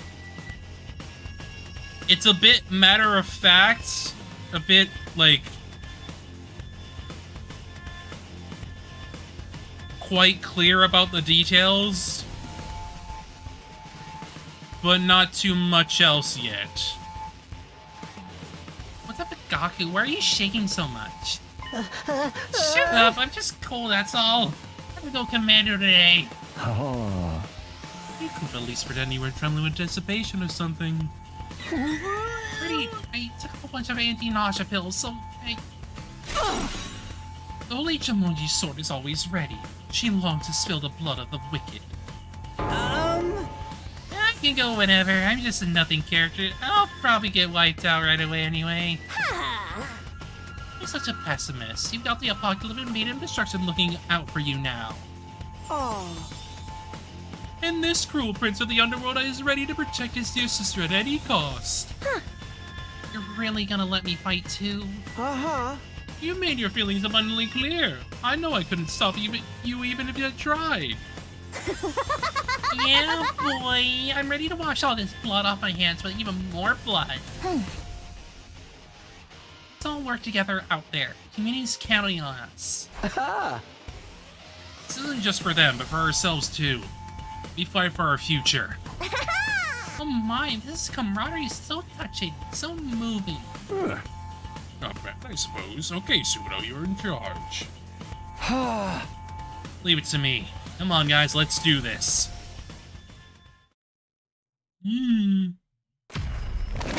Stabby.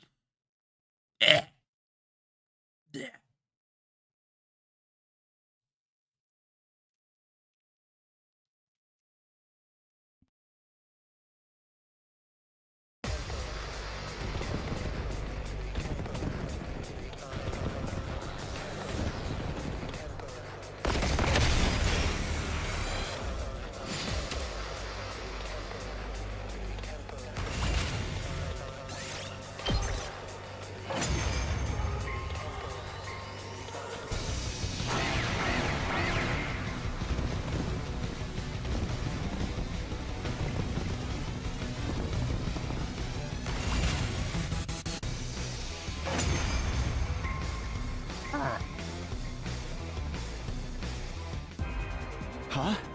Who is that? Okay.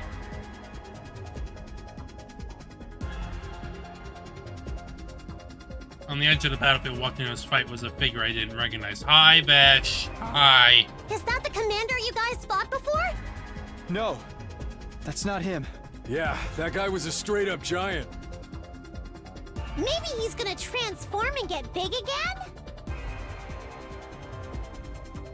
No, that's not it. I've never seen that person during the whole of my previous 100 days. Who they are, but they're not a commander. That's for sure. That's what you Don't think. get distracted, Takumi. That's not who you should be focusing on now. Huh?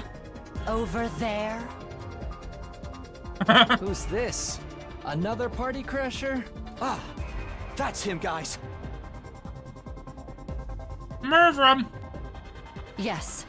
That's the commander we faced on our first day here.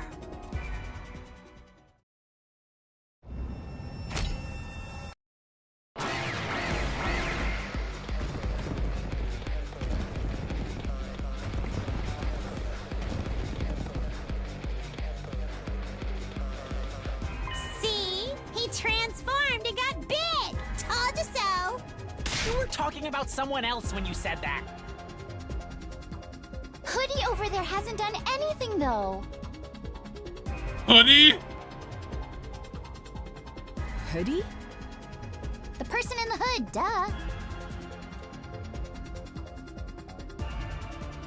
Who is that? Why is someone I've never seen before showing up all of a sudden?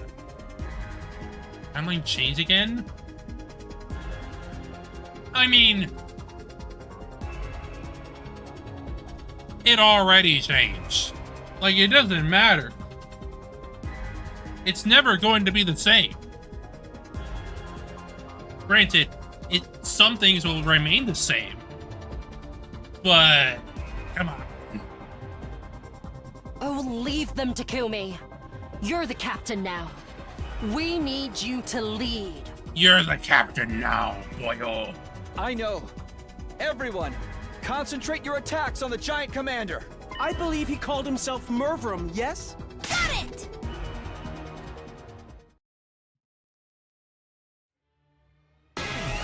My wife.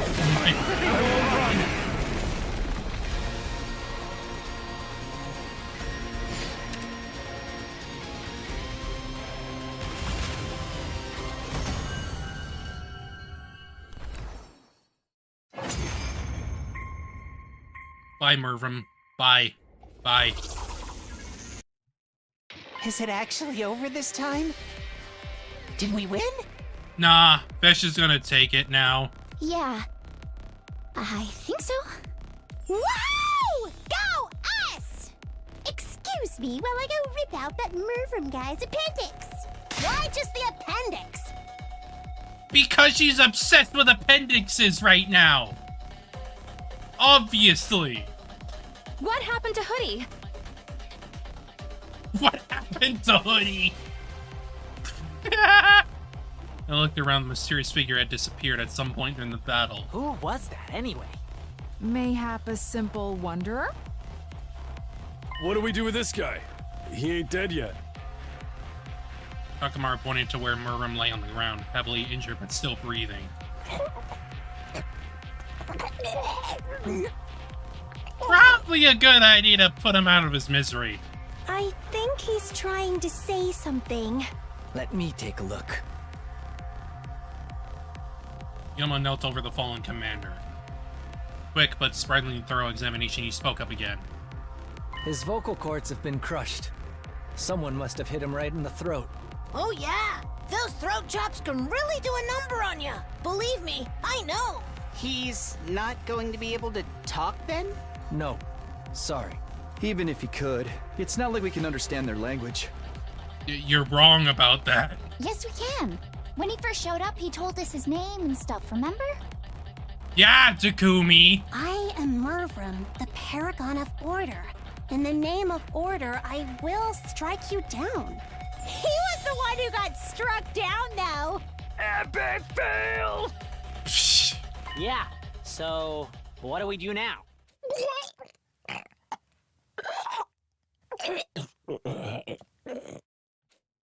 Did you call me? Nobody even mentioned you. But you're all in need of guidance, right? You want to know what to do with Mervram? Well, yeah. The answer's easy. Just put him out of his misery. Do what? Finish him off and take his hemoanima for yourself. If you guys want to win this war, you'll need to do everything you can to increase your power. This is for your own good, not to mention the good of humanity. Yay! Go on, you know it makes sense. Listen to the mascots in your ear. It's all okay. Give him what for, Mr. Sumino?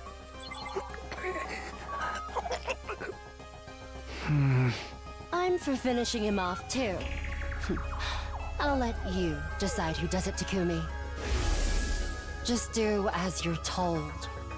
Follow my instructions, and don't ask questions. Provided the work gets done, I'll answer all your questions on the evening of day 9. Make your choice. As our captain, this is your responsibility. Saying no wasn't an option. I nodded and prepared myself for what came next. Yay! Killing people and feeling bad about it.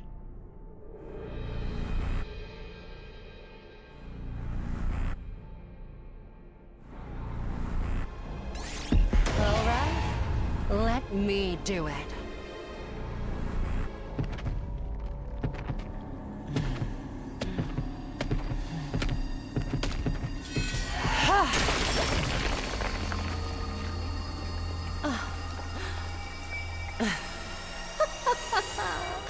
Exquisite.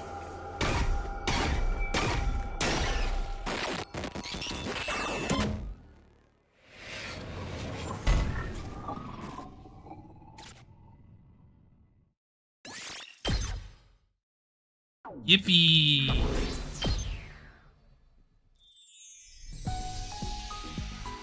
Somehow we all made it through the battle in one piece. I took a shorter shower afterwards to try and get my head together. Decided to meet up in the rec room that evening to celebrate our victory. A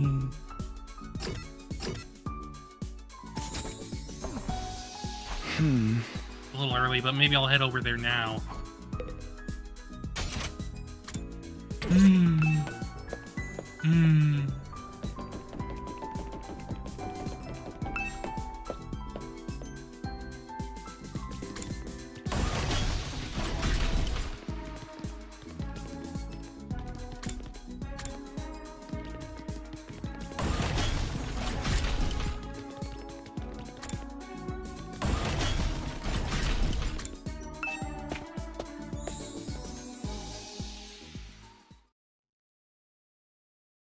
Only 3 other people were in the rec room when I got there. Hideko, Side, and Nigo. They were deep in conversation, but they stopped abruptly the moment I came into the room. Oh, hey there, Suno. Kind of early, aren't you? Wait, so nobody else is here yet? I couldn't have handled that less smoothly. I could see them sweating all over. What are you guys talking about just now? Oh. Just some light small talk.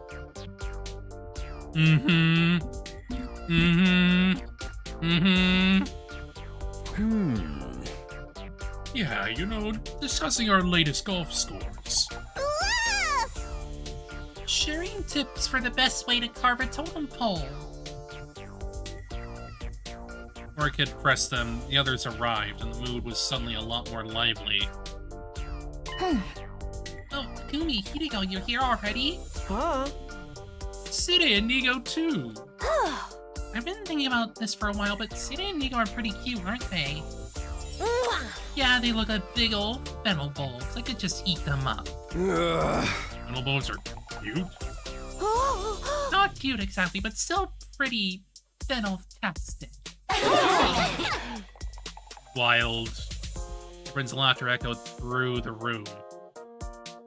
The conversation hadn't been completely derailed, but it didn't look like I'd be able to get back to it anytime soon. I stayed quiet and looked over at Hideko. She was watching everything with a strangely sorrowful look on her face. From there, the little party got started. Everyone seemed to have a good time.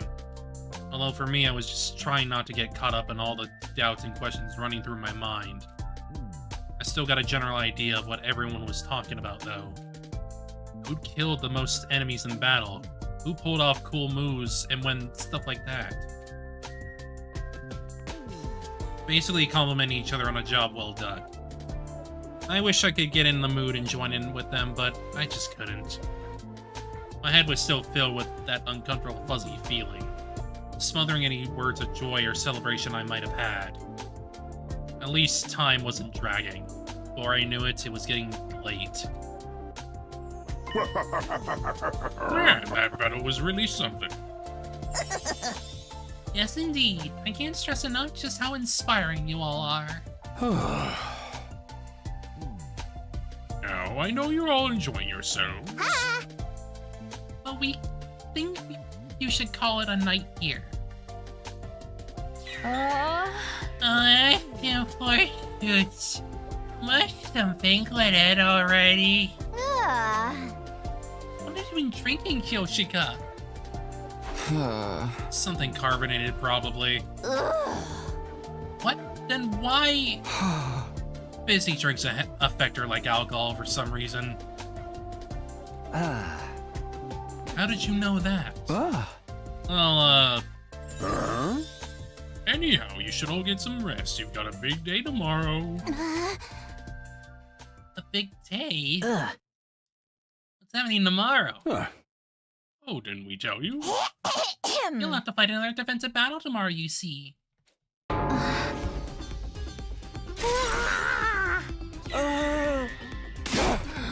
the hell didn't you bring that up sooner? Yeah, that can't be right. It doesn't make sense. Really? Why not? Isn't it obvious tomorrow's only day 8? And? Yeah, and my last timeline, nothing happened on day 8. No attack here at LDA or over at second to last. Shouldn't have to fight another battle until day 17, so why? City, Nico, are you sure this information is accurate? Doubt about it. We had another tip-off from the eggheads on the artificial satellite. Aerial observation and all that, don't you know? Why? Making it up. Nothing like this happened the last time. Last time? Takumi! Calm down, Takumi. I think all the fatigue is getting to you. Hidiko's been talking to those two when I came in. She in on this too, or maybe? Yum, yum, yum. That's how things stand. Just do tomorrow like you did today, and you'll be fine. That's right. I know you'll all do an admirable job. Oh, I guess wasn't too bad today. We'll probably do okay again tomorrow. Damn right we will. Heck, I feel like I could take them all on by myself. Count me in. I'm always down for killing stuff. If we work together, I know we can do this. Let's show those jobbers who the real main event is around here. I guess we have no choice. This party is over, then on to the after party.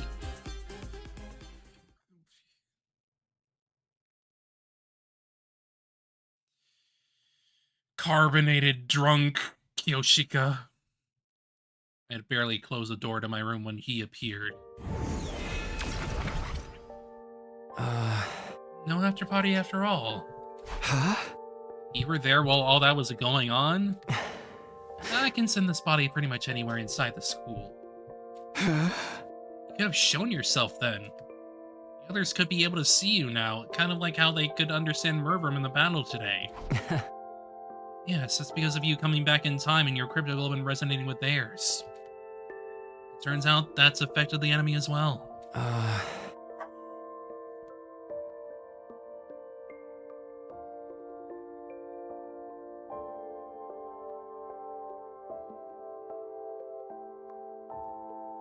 Mervum was stronger than the first time you fought him, wasn't he? His cryptoglobin has resonated and powered up too. And that one change has led to another change. Let me give you an example. Let's say Rocket A takes off at point S. travels 60 miles through space and arrives at point P. After that, Rocket B also takes off from point S. But its angle of trajectory is 1 degree different. Yeah, this is freaking Uchi right now! This is just Uchi right now! Traveling 60 miles, how far away from point P do you think Rocket B would be? 1.05 miles. Just 1 degree results in a mile-long difference. In other words, even the smallest deviations can lead to a big changes in how things turn out. Like with the enemy attack coming tomorrow? Yes, for one, the commanders are stronger now. So they're able to mount attacks sooner than in your timeline. That person in the hood appearing must be another of those changes. Hoodie, as you ended up calling them. I don't know who they are or why they're here either. But I don't think they're here to help us, I'm sure of that much. That's because it's Vesh. And their presence is proof that history has begun to change significantly. Your knowledge of the future might not be as useful as you think anymore. It's okay, I came back because I wanted to change history after all. Huh? Then why don't you tell the others about it? Want things to change or not? Well, how can I put this? Like your example, I want to keep the difference in Rocket B's trajectory as close to 0 as possible. Huh? It's never going to be exactly the same. There's sure to be some unexpected changes along the way. Whenever I can, I want to stay in control and keep us on an even keel. Will you help me with that? Will you keep the time travel stuff a secret from the others? It's a moot point. I'll probably never talk to them anyway. Why not? I'm not like you. With your 100 days worth of experience, I don't really know any of them yet. I guess there's something in that. No, we can't rush things, but I would like you to get along with them. Oh, why is that? Because one of my goals here is to change your future as well. My future? The version of you in my last timeline told me... Next time, I want to befriend all of you. I want to argue with you and fight with you. And until the moment I die, I want to do everything I can to live. I said that, huh? Is that the right choice, though? Huh? If I befriend all of you, it will make things harder for you later. My happiness and yours can't exist at the same time. Come on, don't say that. Huh? I should be going. Even appearing like this uses up energy. Today's told me not to waste my strength on anything that isn't important. Hmm. And our conversations are our conversations not important? The question finally got a smile out of him. They are to me. I wouldn't trade them for the world. Still gently spying, the ghost boy disappeared. Even after he'd gone, his flames remained a little longer, faintly shimmering in the dark before fading away.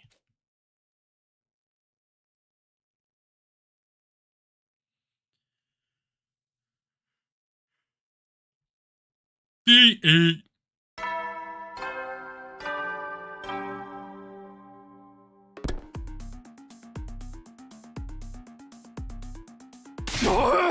No friggin' way. Give me one good reason we should agree to this. Keep telling you, we need every extra bit of firepower we can get. The argument began in the cafeteria that morning after breakfast. Side and Nigo were nowhere to be seen. Apparently they were shut up in the war room, nailing down the strategy for the battle today. Facing Ato, though? Isn't that going too far? Nah.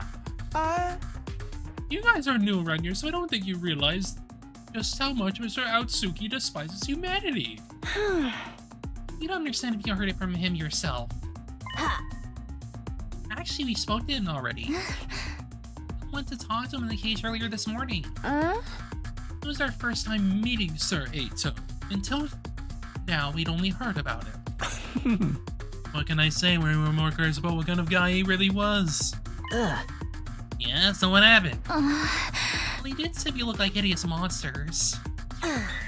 Seriously, that's not way to speak to a lady. Back in my federation, I was considered one of the more attractive wrestlers. I still have all my own teeth and everything. I mean, yeah, I can imagine. Huh.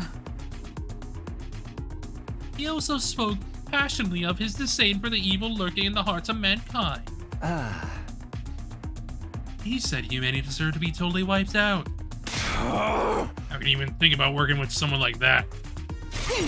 Because he also said he wanted to fight alongside us. Say what? It's true. I find you all absolutely repulsive. But that doesn't change the fact that you're the only friends I've got. Ayo! I want all of us to survive more than I want to destroy humanity. Eee! So please, allow me on the battlefield again.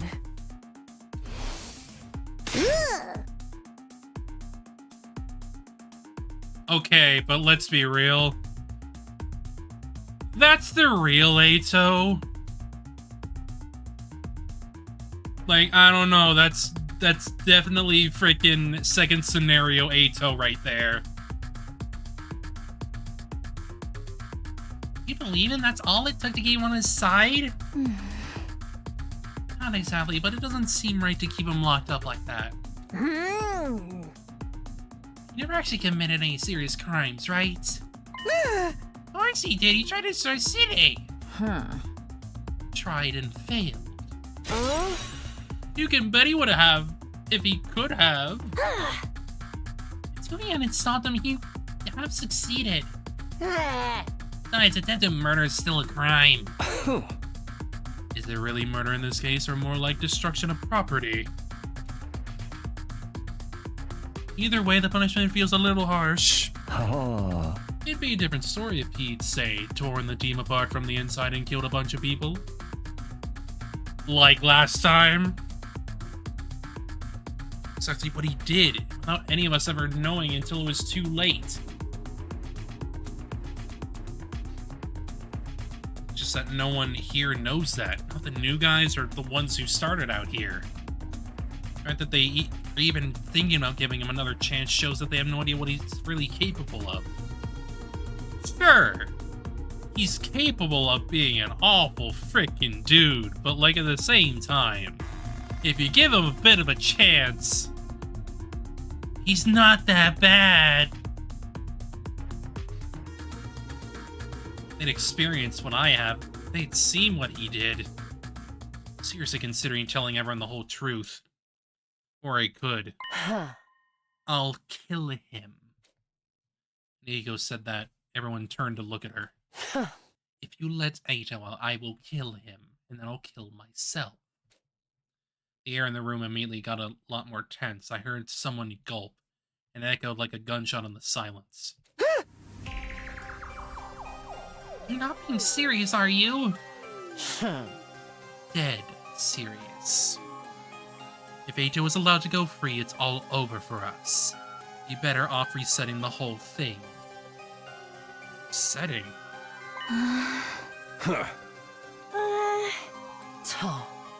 My point is we won't get anything like freeing Eito. Quite the contrary. We'll actually lose at least one member of the team.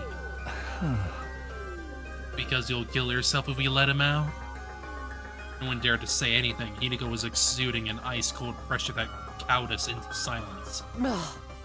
Of course, it's not my decision to make. We should really leave this to the captain.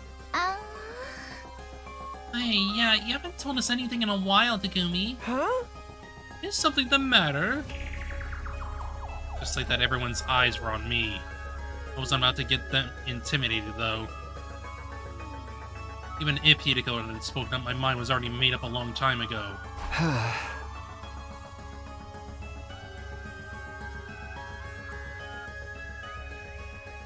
The answer is no.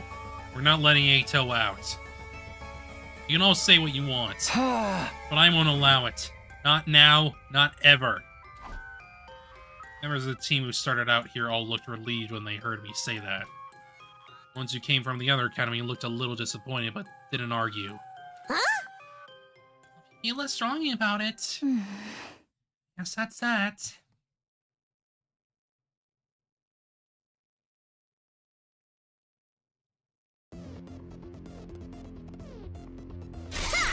I'm so bored. Bored.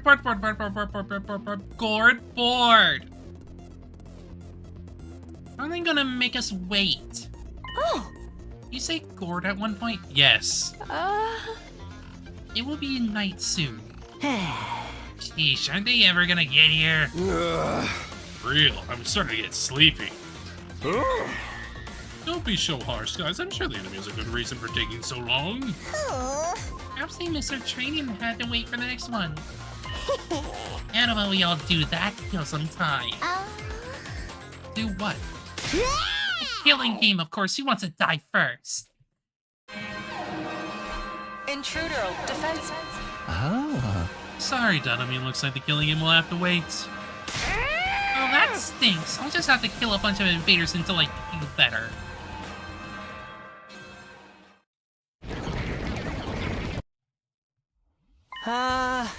So, today, what do we do now?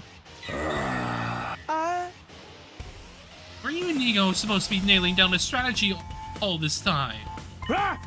Oh, sure, we nailed one down, alright. Nailed it good. Yes, indeed, we could have started a carpentry business with the amount of nailing we did. Hey! Great, what is it? Yeah, what's the plan? It's... What else could it be? To let Sumino here figure it out. That's your big strategy? Our school likes to encourage independent thinking and student autonomy. You gotta learn things for yourself sometimes. The best teacher is first-hand experience, after all. You just didn't think of anything yourselves, did you? Hey there, boy, we thought of plenty. Yeah, we even had a plan that involved stealing the Supreme Commander's panties. Excuse me?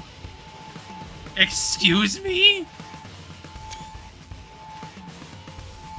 Excuse me? What the fuck? Tom. You three, this is no time to stand around running your mouths. Oh! It's quite right. Aha! Get it together, Sumino. I sighed. It was no use arguing with them now. Is everybody ready? Yeah! Let's do this. SEU, move out. Yay.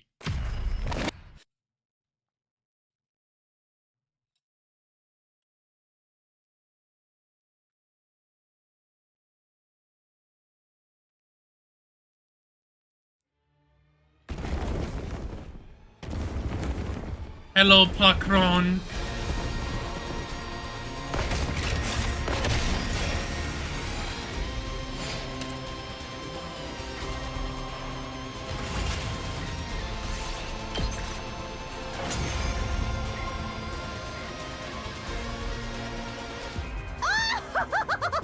I could do this all day! This is easier than taking a splash in an inflatable bounce house. Don't let your guard down yet. Look over there.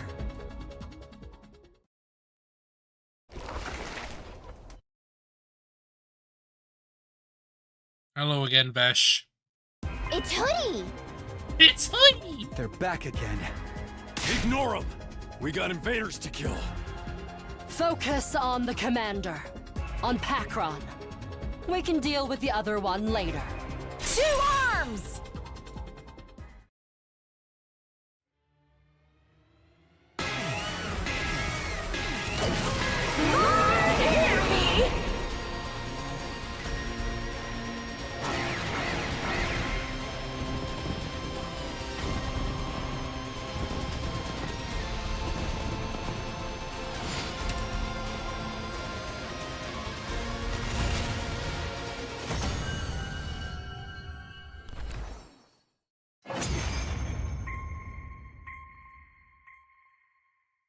Another bloodbath. We really did a number on these guys. All thanks to my galactic bazooka, of course. Are we naming our attacks now? More importantly, what do we do about them? Ema pointed out to where the figure we dubbed Hoodie stood. They began walking toward us with a slow deliberation, then they pulled back their hood, revealing. That's the Supreme Commander! What? Siri told us earlier. This is who's leading the invader army. Her? That's the big boss? I'll thank you not to refer to me by such a vulgar term. Vulgar. Supreme Commander brought her hand up to her mask. Among my people, I am known as Veshness, the paragon of hope. Well, I still say I'm cuter. I mean, you are. You got a cuter face. She's got a goofy face. No one said anything about her being cute. So you can understand us now, too? She just narrowed her eyes in response to my question. Was that your attempt at a bluff? Or do you really not know? The hell are you talking about? She was silent for a moment. It seemed like she was thinking about something. Finally, she spoke again. I see. Some days ago, my warriors and I experienced a sudden surge of power. That was also when we became able to understand your language. I came here to find out what caused it. But it seems you don't know either. Everyone cast troubled glances at each other, only Hideko reacted differently. It was subtle, but for a moment it looked like her mouth twisted into a satisfied smile. All this is going over my head. We gonna kill this girl or what? That's right. If we can defeat their leader, it will end the war here and now. Don't bother.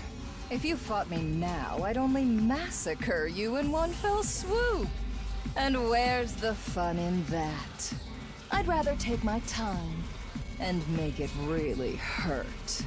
I'll pick you off one at a time to make it clear just how powerless you are and inflict true despair on the rest of you. She pointed towards upwards as she said this, right at the artificial satellite. Now, if you'll excuse me, I need to take back Pakron's remains. Pakron? That's the commander we just defeated, isn't it? In the last battle, one of you absorbed Mervrum's cryptoglobin. You saw that? Yes. I wanted to see your vile, barbaric nature in action. But I won't let the same thing happen today. Huh? Let's just move before we had a chance to react. In a flash, she leapt over us to where Pakron's corpse lay, gathered in her arms, and was gone. Ah. Wow. Pretty mortifying how easy that was for her. Just picks up the corpse and leaves. Damn it! How enraging! If you have to get a rager, do it in your own time. Well, even if she got away, it's not all bad. Yeah, we still won the battle. We can be happy about that, can't we? I guess you're right. All right then, here we go. Special Defense Unit! Best in the world! Indestructible and undefeated! Never lose! Never yield! Special Defense Unit, fight on! We made it through our second defensive battle. Or our third if you counted the one on the very first day. So far, none of us had died. Just hoped we could keep this up. But I didn't want to bring the others down thinking like that. After everything we've been through the last couple of days, they deserve to enjoy their victory. Lovely.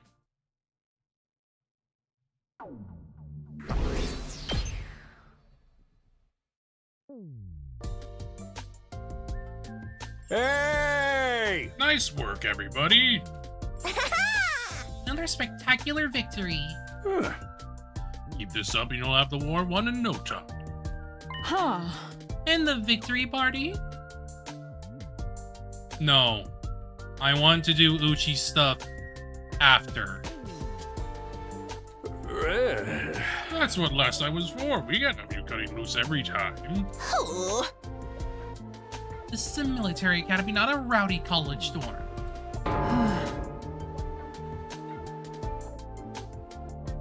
Alas, I was looking forward to more revelry.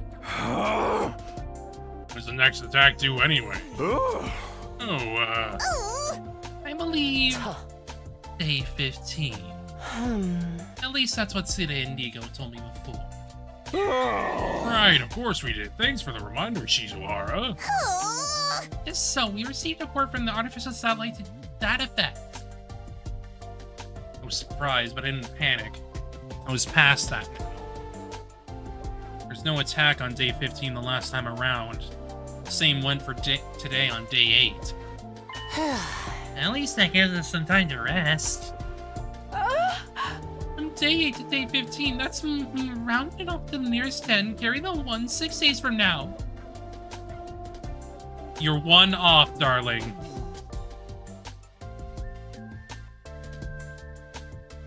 Okay.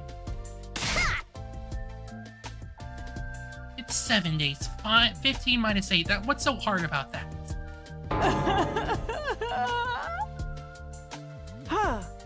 That means after today, we've got 6 whole days to take it easy. You guys want to tightrope walk across steel girders and take bets on who falls first while we wait? Sorry to break it to you, but you won't have any time for any of that. We need you all to start training in preparation for the next battle. Oh, for the love of murder. I guess we shouldn't have seen that coming.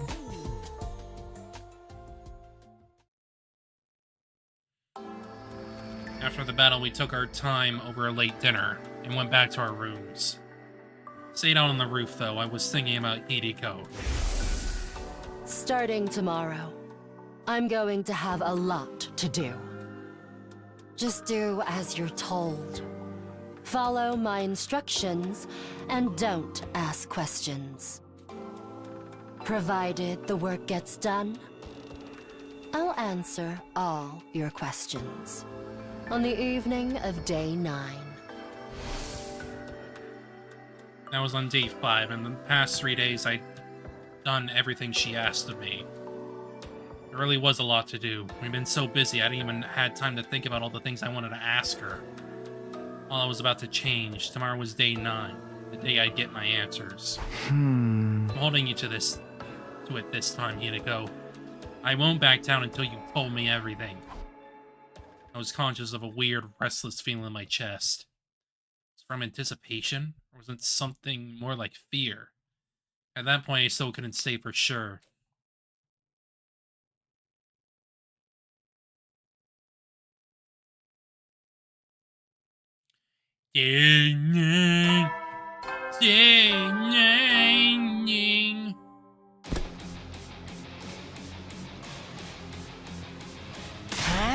Yumi, come quick, it's Eito, he! A little after breakfast, Shoma came charging in my room in a panic. Eito, what did you do now? It's not an escape, he's gone, he's escaped! He did it. What? On my feet before he knew it. I fell with Shoma and we both rushed outside together. Where's everyone else? You're the first one I told. Takabara knows too, though. You and I were doing your morning training in the courtyard. That's when we noticed the cage was empty. Alright, you go tell the others about this. I'll look for Eito. Okay. Shoma nodded and hurried away. Escaped? But how? No time to stop and think about it. To find him before he causes any more trouble.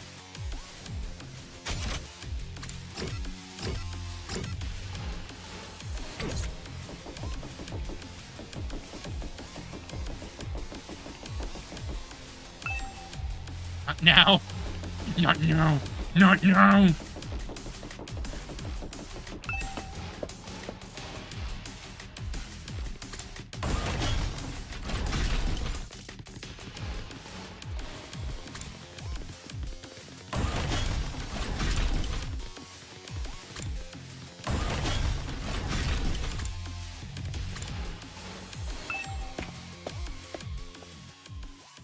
I wonder where he was. Finally, I stepped into a room, and there he was. Found Ato, but that didn't mean I could relax. Don't make me ask again, bastard. Just what the hell are you doing in here? You've asked me that plenty of times already, and I keep telling you I got curious about something. I wanted to learn more about how the revival-matic works, so I just... That's not what I mean! How did you get out of your cage? Tell me that! Hey, calm down, Takemaru. How am I supposed to be calm at a time like this? Ain't you the one who said it'd all be over if this guy got out? I did, but... Now fess up! How did you escape? Takemaru shook Ato violently, but he didn't look like the least bit concerned. I had some help from a friend. Let's just call them K. Hey. Sounds familiar. They unlocked my cage for me. What? Well, who was it? Who's K? No, I'm afraid I can't tell you. I could never betray a friend's confidence like that. Then I'll just have to force it out of you! Takemaru, no! Takemaru already had his fist raised high. Tried to grab his arm and pull him away from Ato. Didn't exactly work out.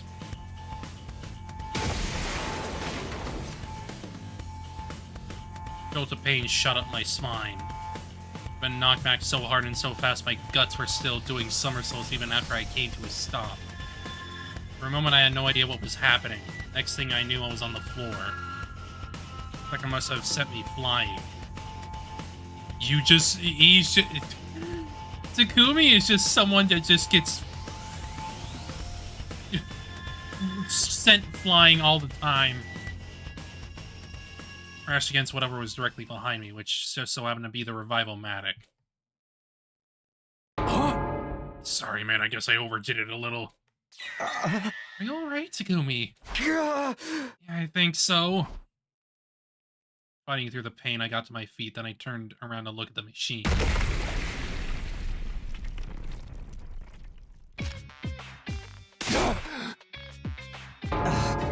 Oh? Yeah.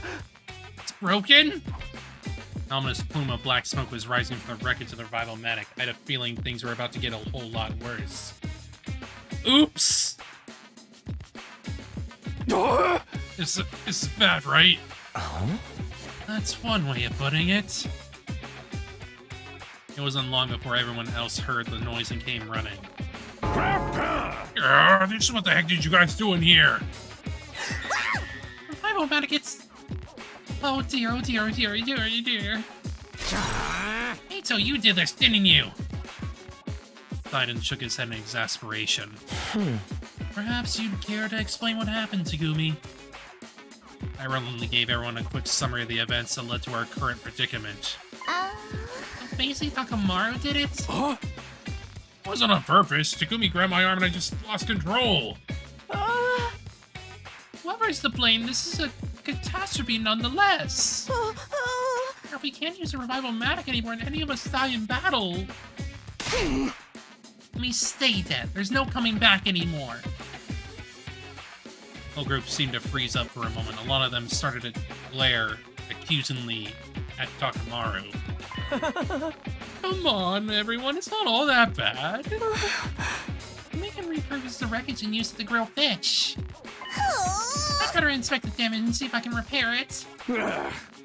Before you start, back to the cage for you, Otsuki.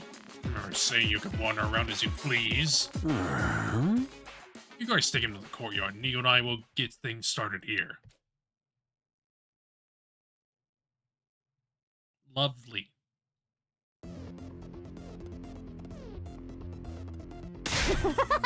Okay, now we found Ato, it's time for his execution. Oh, allow me. Hold on, nobody said anything about killing him. Just locking him up, right? Let's just get on with it. Huh? Everyone, wait a minute. Someone broke off from the group and ran over to Ato's cage. Inspecting the door, he turned back to us. This cage, it's still locked. A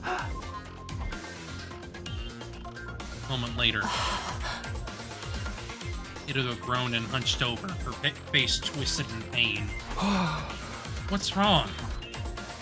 Just as suddenly she raised her head again and screamed out a warning. No. Not that cage. We have to put him somewhere else. Huh? Why? Oh. I can't explain it. Just trust me. It's all so sudden. You gotta at least give us a reason. Jarren looked confused and a little uncomfortable.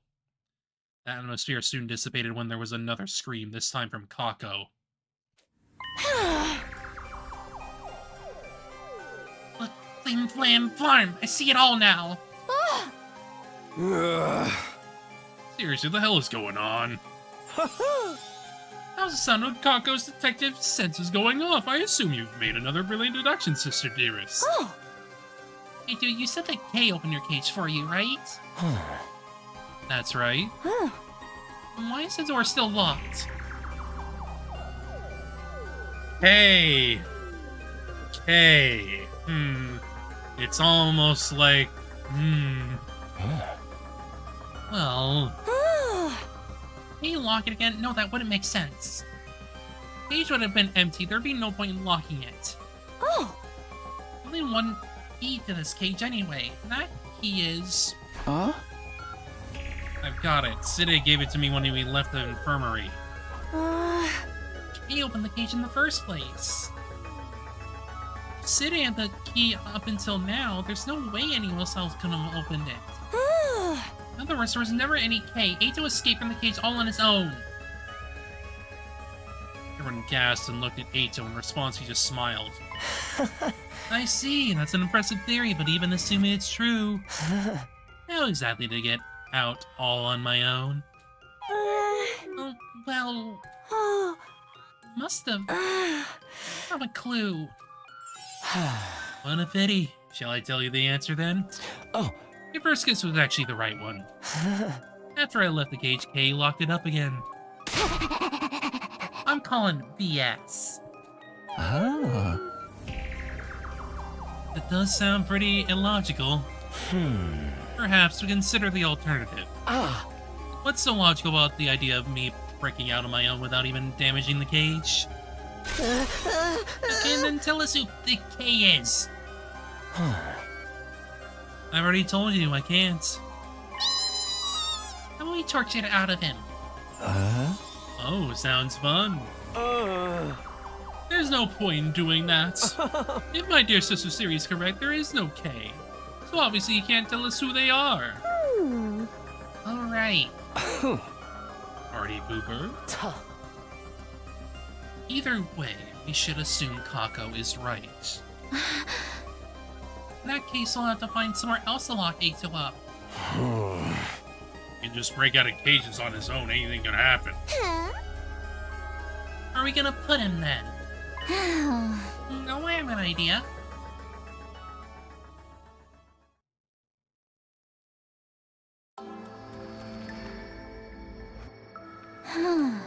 How about in here? There's a lock on the door and no windows, so we won't be able to escape. And it's a room we never use ourselves. This seems to be fun. It's bigger than my last place, and there's even a bed. I just hope the rent isn't too steep. Yeah, laugh it up. And so we decided to hold Eito in the room with no name. It's got these weird capsule-like machines, and I guess we'll call it the capsule room for now. Leaving our prisoner inside, the rest of us stepped out of the capsule room. I got the key from Side when we told him our plan. Made sure the door was locked up tight. Once I was satisfied there was no way Eito could get it open, we all left. There's no point hanging around there anymore.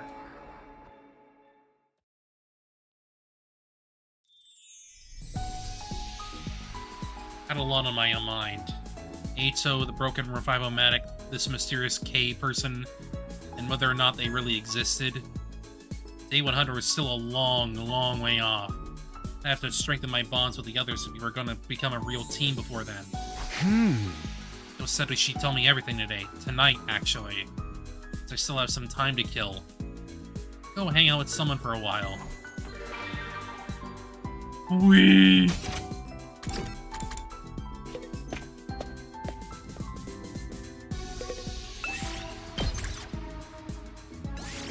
Move out!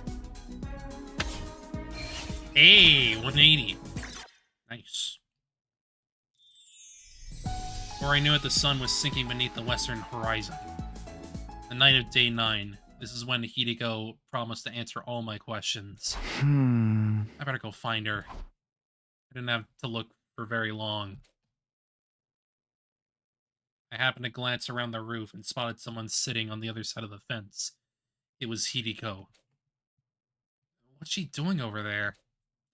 I hopped over the fence and sat down next to her. Huh? Oh. Crying. This was something I hadn't expected. Hideko looked different. It was her eyes. They were usually so sharp and cold, never betraying the slightest hint of weakness, but now they were filled with tears, big, wet tears that ran down all the way down her face. I didn't understand. Why the sudden change? What was going on? Just because she has a calm, a cold, calm demeanor doesn't mean she isn't gonna break down one of these days, you know? So far removed from what I'd come to expect from her, my brain just couldn't process it. Felt like I should say something. I couldn't find the words. What do I do? What do I say? What can I say? The only thing to do in this situation would be to say something comforting, something considerate. In my confused state of mind, all I could come out with was something totally meaningless. Are you crying? Hideko took off her glasses and wiped her eyes. She took several deep breaths before answering. No, I'm not. You definitely are, though. Did something happen? Something? Like, you know, something sad or painful or... No, not really. So then, why are you... Why do you have to be so dense? I told you, I'm not crying. And if I was, it would be incredibly insensitive of you to keep pestering me about it. Even middle school kids have enough delicacy not to walk up to a crying person and ask, "Are you crying?" She's right. She had me there. I didn't want to say anything that might make this worse, so I just clammed up. Did you hear about the Revivomatic? No. It was damaged pretty badly. Sire and Nigo have made some repairs, so we should be alright. We can at least revive each other again, but it's not completely fixed yet. They said one part of it is still badly damaged. Huh. Hidiko's eyes were so fixed on the scenery that stretched out in front of us. She didn't look away when she spoke again. The way they light up the night like this, they're really quite beautiful. The undying flames? Yes. The same flames that will raise this world to the ground in another 90 days. The wall of fire flickered in the distance as if it were already burning away the night sky. The way the flames moved, you could imagine they were dancing with joy or writhing in agony. What are you doing here, anyway? Do you really have to ask? She avoided my gaze and turned back to the horizon. A cold breeze blew, ruffling her hair. It's the night of day 9. You promised to tell me everything if I made it this far. I've done everything you asked. Followed all your instructions without question. So now it's your turn. It's time for you to keep your promise. There was a long silence while I waited for a reply. Every time the wind blew through Hidiko's hair, it released a gentle, sweet aroma into the air. It was calming, comforting.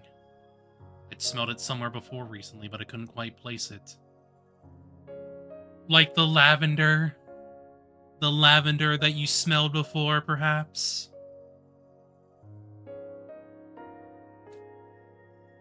Was this scent lavender? Just as I started to recognize that Hideko spoke up again. No. It's not over yet. Why not? My instructions.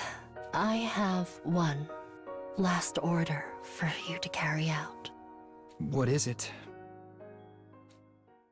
Even now, she still wouldn't look at me, which made her request little more than a whisper, even more surprising. Kiss me.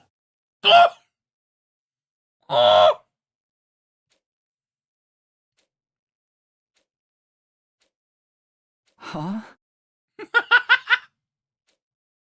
Now, for the first time that evening, I found myself at a complete loss for words. Was she serious? Was it a joke? I really couldn't tell. No, it had to be a joke. There's no way Hideko would... Maybe it was a trick. This was her plan all along. By giving me an impossible order like this, she could weasel out of our deal right at the end. Failed to uphold your end by refusing to carry out my orders. I don't have to tell you a thing. Could imagine her using that excuse to call the whole thing off. This girl was an evil genius. Although, it wasn't a joke or a trick. My palms were sweating, my throat was dry. I needed to decide how to deal with this and fast. Couldn't just stand there like a statue all night. I don't understand. How did it come to this? What am I supposed to do? There's no time to think about it. I just have to make a choice. What do I do here?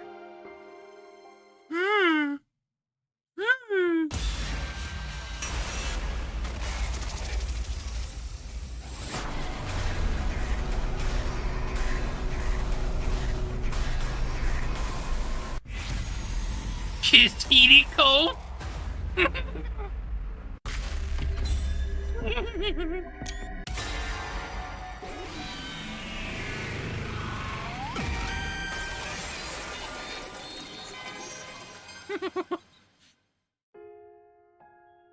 Shameful is the man who spurns a woman's invitation. Well, not exactly. I was just trying to mess with Hideko. I would bring my face ever so slightly near her, making her believe I was serious. Then, when she panicked, I'd tell her it was all just a joke. That was the plan, anyway. This is why you should stick to what you know. Before I could even lean in closer to Hideko. Like she sensed something was up. You idiot! What's the matter with you? Hey!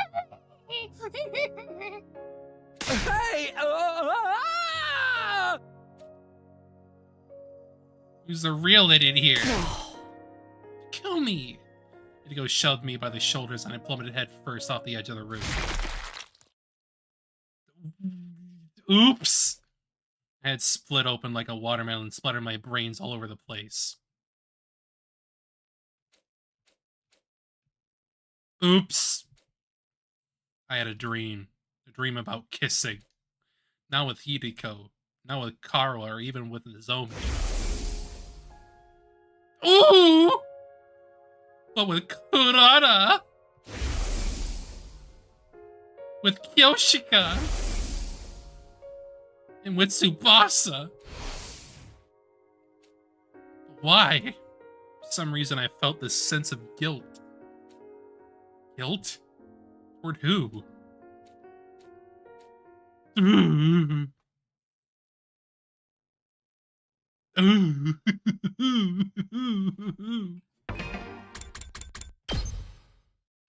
God, that would be terrifying. Just instinctively pushing Takumi away to be like, no, don't. And then just like, oh, those are his brains. Ah. Huh? Why am I sleeping? I opened my eyes and saw a familiar ceiling. The ceiling of my room inside LDA. Why was I sleeping? All I remember is that I made up my mind to live all 100 days here again. I remember stopping Aita from killing Side. I remember deciding not to tell everyone about the time travel. After that, it all gets blurry. I get back to my room. Oh, it's Gumi, you're finally awake. Moko, couldn't you at least ring the doorbell? Wait, what are you doing here? Oh.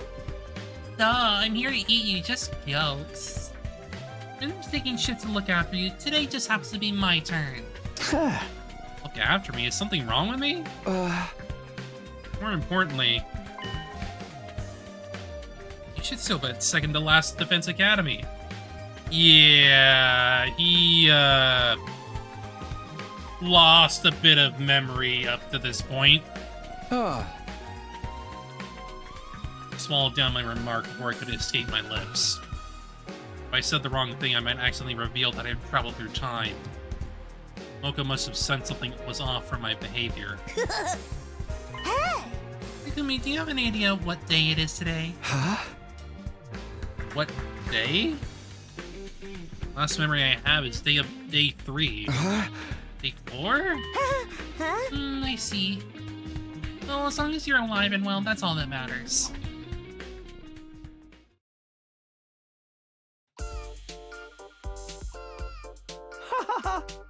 Well, do you get the general idea now? Yeah, I think I'm good.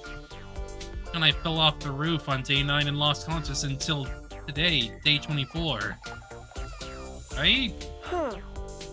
Yeah, that's about the size of it. How about you, Hideko? Oh. Well, I'm a little confused, but I believe I understand. Waking up Moko brought me to the cafeteria where everyone was gathered. Oh, boy.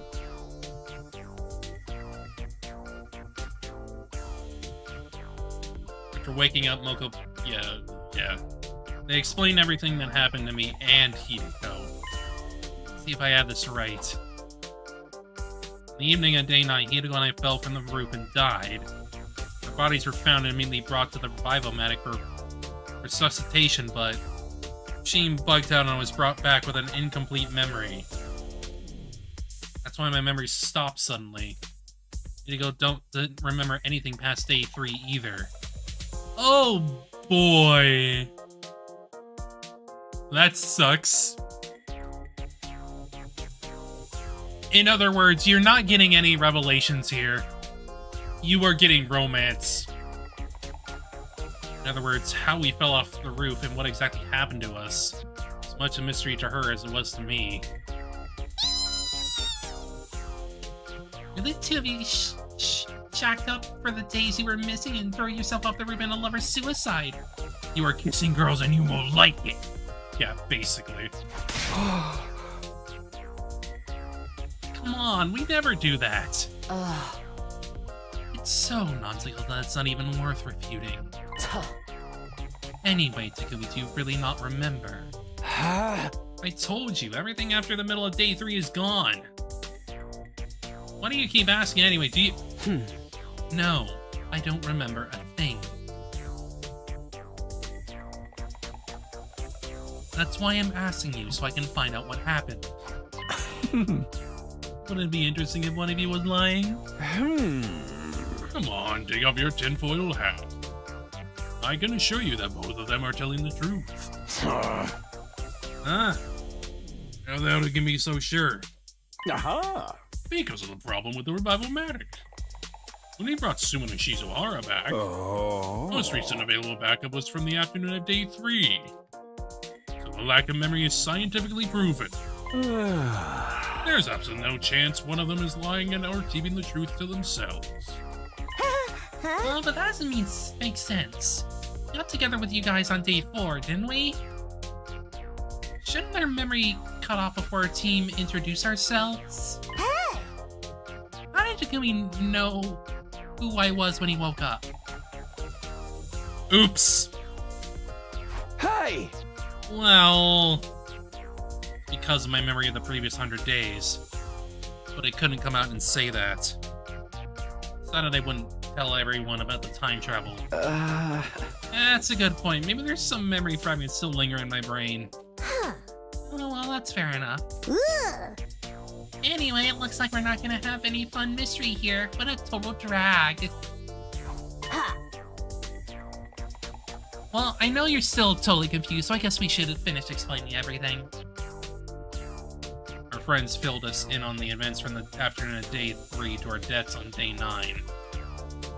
Then they told us everything that happened up until today, day 24. I had some lingering questions, but they were too trivial to bring up. After all, according to Moko, we hadn't had any casualties while the two of us were knocked out. We really put in the efforts. While you guys were out, we swore we wouldn't lose anyone. Wow, maybe we should have just stayed unconscious so the battles would keep going so well. Oh. Speak for yourself. Come on, this is the first time with the whole gang in ages. Be nice. He was right. Although I understand if you can't be nice to discussing Oshoma. Everyone's here and in one piece. Things are good now, right? Right. Everyone was so worried you guys might never wake up. Seriously, I was so freaked out. But thankfully nothing bad happened, so now you're all caught up. Wait, actually... what is it? Kurara Kyoshiga Tsubasa.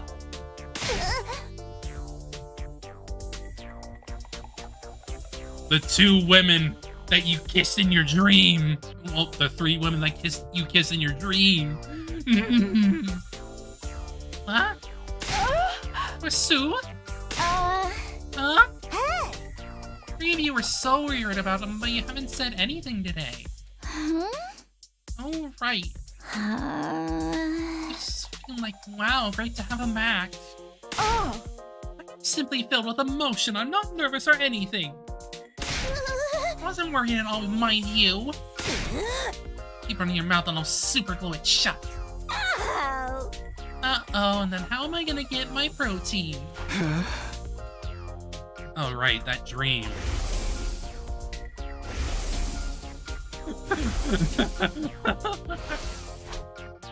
What's that all about anyway? All the 3 girls Moko just called out for being especially concerned about us. Probably just a coincidence, right? No, it's not. It's not. It's not.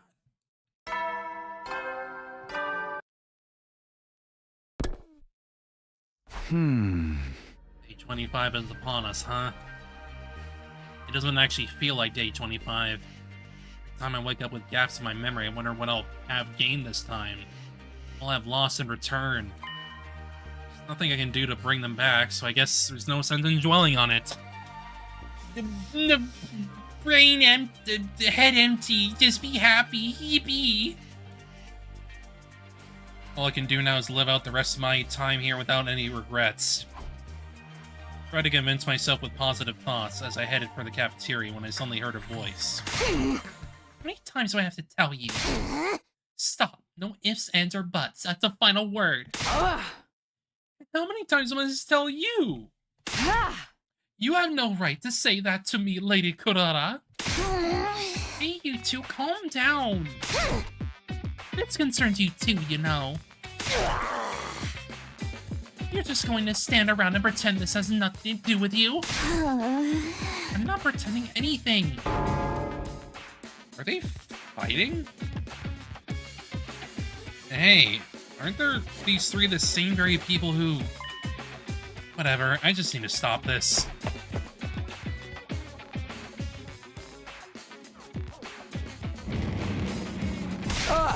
Hey, what's going on here?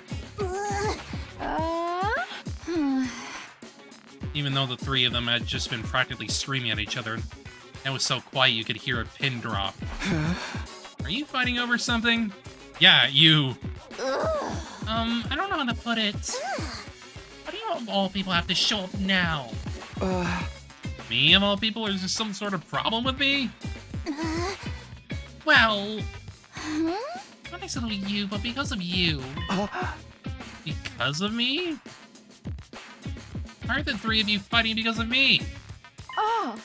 Because we had dreams. Oh, I see. They had the same exact freaking dream. Great. Huh? Oh. Hey. These where we kiss you, Sir Takumi.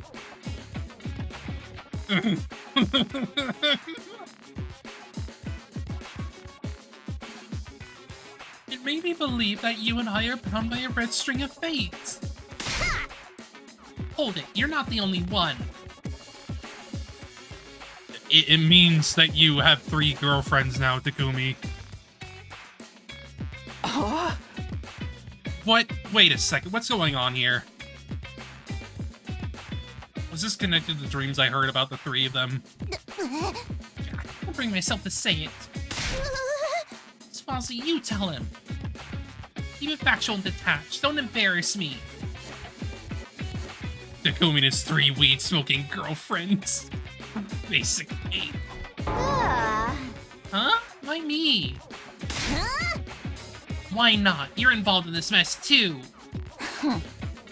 I mean, yeah, but... it's really embarrassing, but... Takumi, we, I wish I guess I'm the only one who had a dream like that. He means a dream about kissing you. He's trying to be indirect, you tactless moron! Actually, Kodama and I dreamed about it too. Let me get this straight. While I was knocked out with Kodama, Kyoshika, and Tsubasa, they all had dreams about kissing me, just like I had of them. Wonder if maybe I wasn't the only one who had a dream like that after how they were acting toward me yesterday. The 3 of them must have suspected something was going on. They arranged this meeting. As a result, they found out they all had the same dream, but that wasn't the end of it. Kyoshika claimed she was destined to be with me. Kodama was not amused, so this kicked off a squabble. She also tried to intervene, but she had the same dream. She got tangled up in the argument too. And that, in short, is how we got here. I see. Yes, I see. I see. I swear if you say that one more time. I'm absolutely dying of embarrassment here, and that's all you have to say. Well, I've never experienced anything like this before. Any more obvious facts you want to state? A child could tell you never had girls so much as a bat an eye at you your whole life. A child wouldn't know anything about my love life. More importantly, do you have a dream about kissing me, Sir Takumi? Then we're bound by fate. As simple as that. Well... Huh? Did you really dream about her? What? That can't be right. You must have been dreaming about me. The thing is, it was all 3 of you. It's so embarrassing. I wish I could just disappear, but there's nothing left to hide. Well... I had a dream about kissing all 3 of you. What? All 3? Are all 3 of us bound by fate? Is this a harem ending? Well... we already had an ending like that, and that was terrible. Shut up, you harebrained moron! I bet he's truly fated to be with only one of us, and the rest are red herrings. Maybe. Whatever the reason is, it's a peculiar situation. There's no chalking up to coincidence. The dream I had must have had some kind of meaning. Problem is figuring out exactly what that is. I heard everything. We'll go. I'll handle this torrid love affair. handle? Normally when it comes to love, everyone is free to make their own choices. It's no place for outsiders to butt in with their shrieks of excitement. We should live out our own loves, and love the ones that we love. Is this our attempt at philosophizing? But right now, Destiny is calling us to join on her journey. If everyone just falls in love with willy-nilly, our sense of unity will come crashing down. Even more so if multiple people love the same person. So I'm here to give order to this love. From now on, you'll fall in love according to the rules I've set. Excuse me? You think you can show up completely uninvited and... Without further ado, the rules of engagement are... 1 round every 25 days, one-on-one, winner decided by knockout. 1 round every 25 days. One-on-one? By knockout? Sounds dangerous. Obviously, for whatever reason, Takumi is a new hotness for you ladies. The 3 contenders are Kurara, Yoshika, and Tsubasa. Indeed, I am besotted with Sir Takumi. However you want to put it, I don't care. Yeah, I guess I agree. With so many of you madly in love, we can't have you all make a move at once. It'll only lead to fighting, and it'll be way too much for Takumi to handle. So we'll split the remaining 75 days between the 3 of you. From tomorrow, day 26 until day 50, one of you will make your move on Takumi. From day 51 to day 75, and from day 76 to day 100, same deal. You'll confess and receive your answer during the time frame allotted to you. In other words, absolutely no flirting or courting outside of your time. I see. So that's why you said 1 round every 25 days. I saw someone call Kurara's section in the group her inflicting Stockholm Syndrome on Takumi. I don't think people understand what that word means.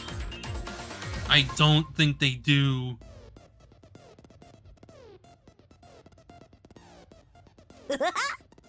Exactly, thanks for the summary. Any questions or objections? Wait a minute. Who put you in charge? Get your nose out of our business. She's right. We never asked for any rules. You seduce me with your lengthy explanation. Wow, your bestie Moko goes out of her way to help you. And this is how you speak to her? You didn't really mean it, did you? Well, come to think of me, having a concrete plan would be good. I concur. Now that I think about it, it's a great idea. Wow, you guys are like so emotionally intelligent. Love it. Takumi, Tsubasa, do either of you have any objections? No, none from me. Do I have so many objections? Think about it. This is crazy. What about how I feel? How do you feel? But that's what we're trying to figure out with this game. Wait, don't tell me. Does your heart already belong to another girl? That would change everything. First person I thought of was Azumi. Karuha. Do I like her romantically? My guy. My guy. I think you know you do. I wonder. Before I got here, I had some thoughts about her as a member of the opposite sex, and she's someone important we still very much want to protect. This very moment, I can't say I like her romantically. To me, she's my purpose, the reason I am for who I am. No, not really. I don't have any objections then. She impressed me, but it's not romantic love. I swear. Don't freaking deny yourself, boyo. Okay, then that's all good. Any other questions then? Just be sure I have this clear. First slot is from tomorrow until day 50, right? If the first person confesses and Takumi decides to date them, what happens? Then we have our winner and the game is over. I'm a believer of true love. No seconds or thirds. And going earlier gives you an advantage. Wait, that makes me sound really eager. I can't tell you when the best time slot is. No. That's for Takumi to decide. Wink. What does that even mean? If there's no other questions, then let's figure out who gets to enjoy a taste of romantic whimsy with Takumi when. To keep it fair, the person who wins rock, paper, scissors gets to pick when they want to go. I'm not going to lose. Me neither. That's the spirit. Oh, but wait. Takumi, could you leave us? Part of the excitement is seeing who will be courting you tomorrow, right? Sure. Chop chop! Get on out of here, you little Casanova, you! I don't know. She must have made a sparkle sound or something.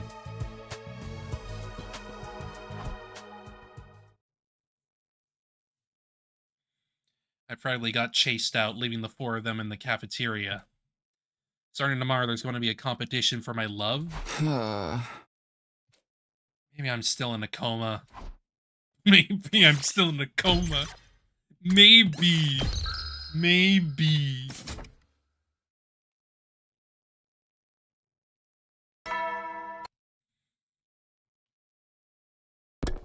Maybe this is your fever dream. Maybe romance route is just a freaking fever dream.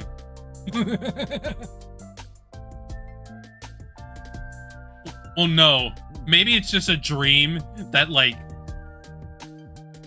happens while Takumi is just dying. That would be something. According to yesterday's discussion, starting today until day 50, I'm gonna be romancing either Kurata, Kyoshiga, or Tsubasa. Romancing? I can't even begin to imagine what that's gonna be like. Speak of the devil. Percy opened the door to see.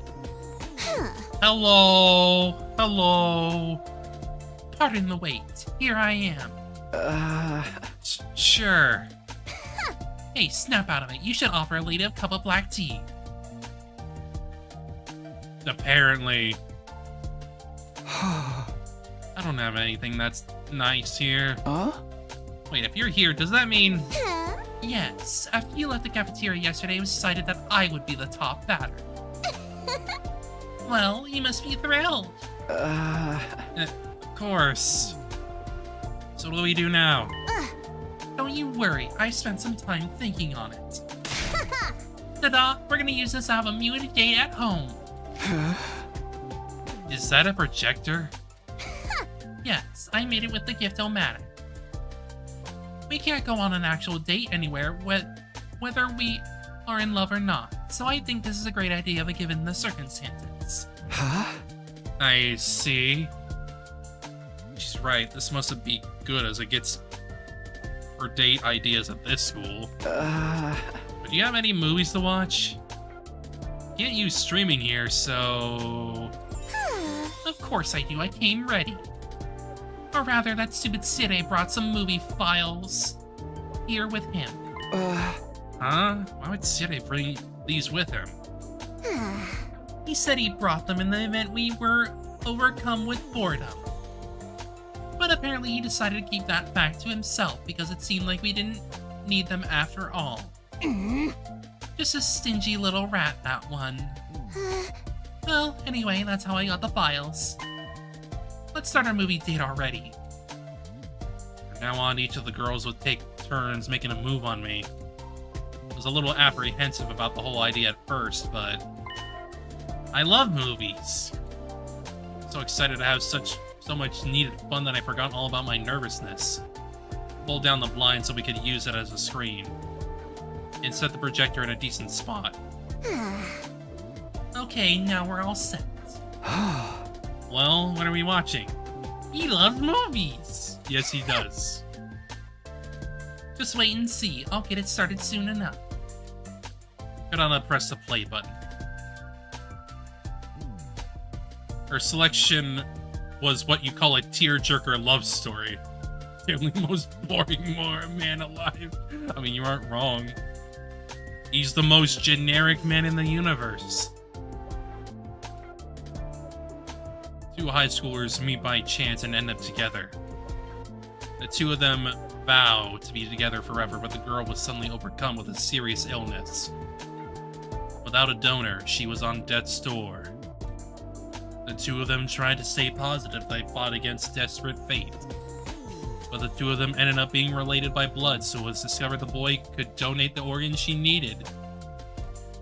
Just when you think you'll get your bittersweet happy ending, the girl refused to accept him as a donor. Oof! Because accepting an organ from him would mean admitting they were blood relatives. In other words, the two of them wouldn't be able to get married. That was the basic plot anyway, or well, spoilers for the entire thing.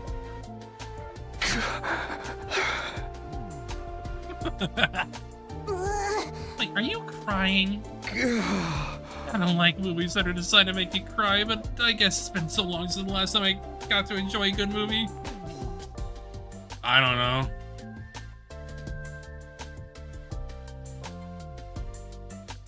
Doesn't seem like much to me.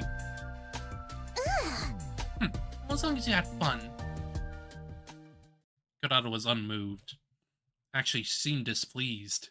Is that not your kind of thing, Kurata? Honestly, I didn't enjoy it one bit. I would have had more fun cleaning my shower drain than watching this garbage. It wasn't that bad. No, I'm not even exaggerating. From start to finish, these nasty commoners were completely shameless. It was vile. Commoners? Listen, it's a known fact that humans belong to their own classes. Do you think that Kurata Usuzuki, the descendant of the Rena Usuzuki family, would ever be moved by a common love story of common people? The chance meetings of commoners, the first states of commoners, the terminal illnesses of commoners, the organs of commoners, the marriages of commoners. It's all beneath me. As much of a romantic as I might be, I can't possibly empathize or get immersed in the romance between two apes. I hear what you're saying, but... Huh? What do you mean, but? I just mean... You know... You like me, right? What? But by your standards, I'm just a commoner, not one of the Usuzuki family like you. Kinda seems like it would be impossible for a noble like you to want to be with a commoner like me. I see. You seem to have misunderstood the situation in a very interesting way. What do you mean? I don't know if I like you yet, got it? Huh? But you fought with Kyoshi and Tsubasa and joined this game to romance me because you like me, right? More accurately speaking, because I might like you. Through that I had a dream that we kissed. That doesn't mean I like you. Of course, I've been thinking about you, but I can't say for sure I fully like you. Just because I'm not sure doesn't mean I can let that reckless numbskull Kyoshika do as she pleases. Can't let things reach a point where they can't be undone. Can't be undone? Jeez Louise, you're slow. Jeez Louise, Cootie. I'm telling you, I would not enjoy seeing you and Kyoshika together just because I made a miscalculation. I see. So I don't know when you over while I figure out my own feelings. That's why I agreed to Moko's silly rules. You finally understand now. Huh? Yeah, loud and clear. Well, I know you won't stand a chance against the charms of a blue-blooded lady. So be careful not to get all twisted up over me. If you like me, there's no guarantee I'll like you back, after all. Yeah, I'll be careful. Thankfully, it doesn't look like that's gonna happen. So far.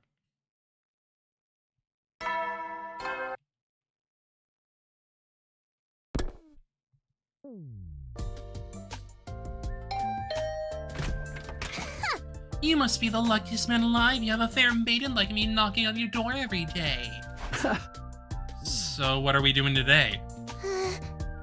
Didn't I tell you we're watching another movie today? What? But you didn't enjoy it at all yesterday. It all depends on the movie and how many commoners are in it.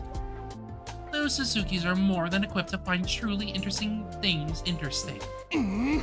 My critiques of yesterday's film were as follows. It was mediocre, middling, commonplace, and completely average. Additionally, it was simply boring. Right. Let's pray that today's movie is a complete waste of my time.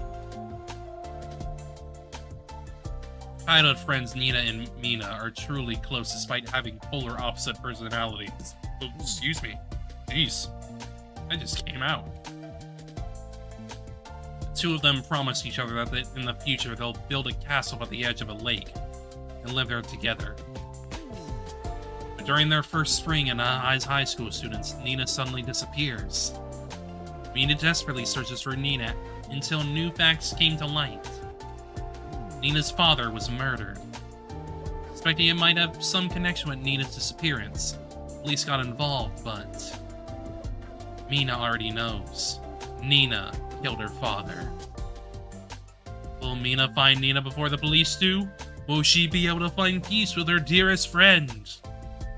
A lesbian romance mystery where two girls experience extremes of love and hate, while the secrets behind the slaying of Nina's father are unraveled.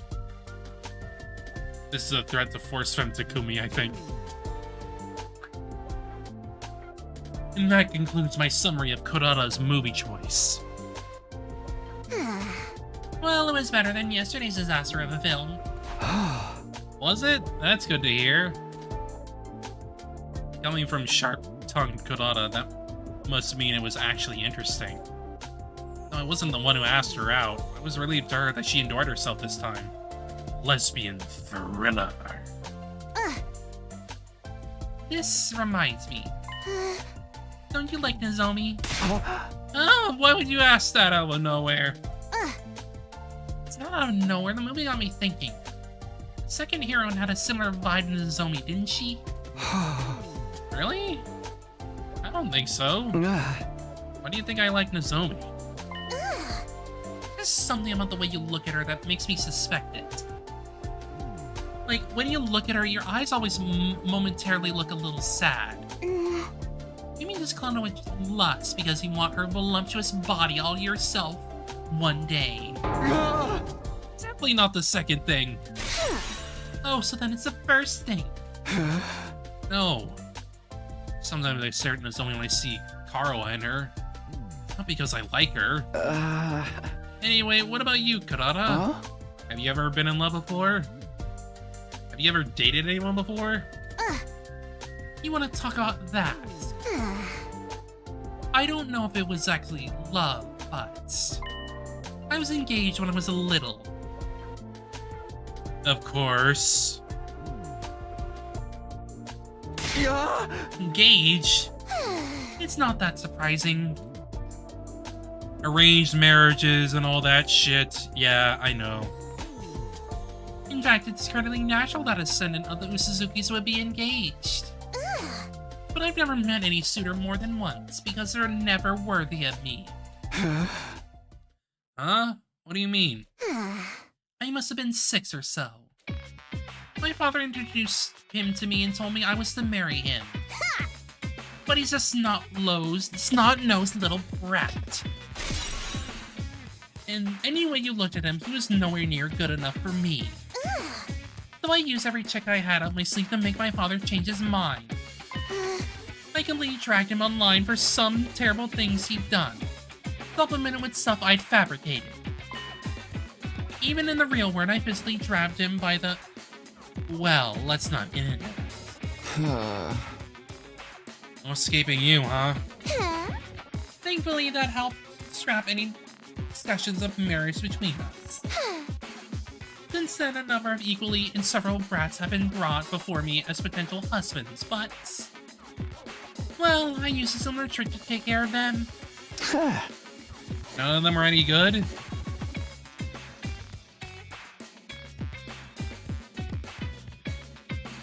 I would have figured that anyone your parents would suggest as a marriage partner would be pretty normal. Every last one of them triggered a visceral aversion. Just breathing the same air as them has repulsed me. Well, it's also possible I was just too prim and fussy back then. Huh? I see. Well, you're a step from them, at least. Step up. It was painful just speaking to them, but I don't mind talking to you a little sometimes. I see. Don't misunderstand me, okay? I still don't know if I like you or not.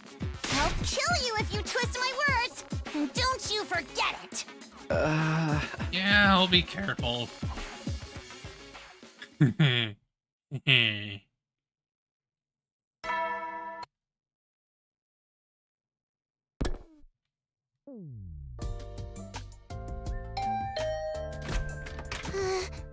for another movie. I figured, but man, no small talk at all today, huh? It's got its charm, doesn't it? Doing a movie within seconds of seeing each other. Hey! It doesn't. Saying it like that totally kills any possible charm. Oh, sit down before you pop a blood vessel.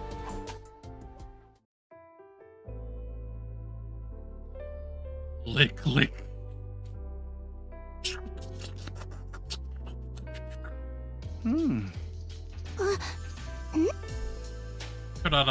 Put on a spy movie this time. Of course.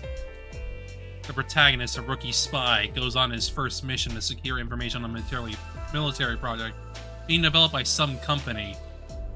As the mission goes on, it's clear that the head of the organization the protagonist belongs to is colluding with the head of the company. Or something like that. Honestly, it's all on one ear and out the other. Besides...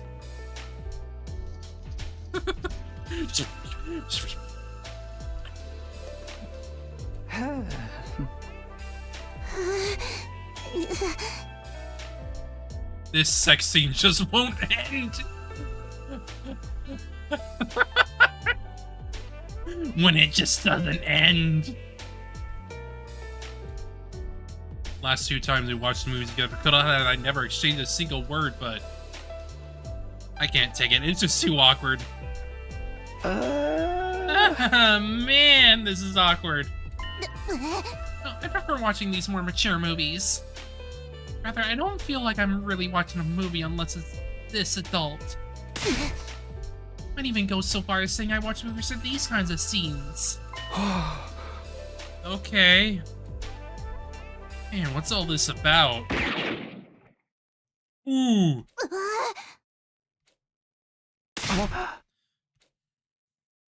On screen, the protagonist was shot by the woman he just slept with. What happens if the protagonist dies? Got so scared. What's wrong? I understood as soon as I asked. Her mask must have come off when she got startled. I panicked and looked around for the mask, but I must have just landed wrong. It's cracked in half, split down the middle. Oh, I've been punished! Because I was being a naughty girl. Thought it was just a coincidence. I'll fix it real quick. Just hold on. I stopped the movie and set to repairing Kurata's mask. It's going to be a rush job, but it would have to do.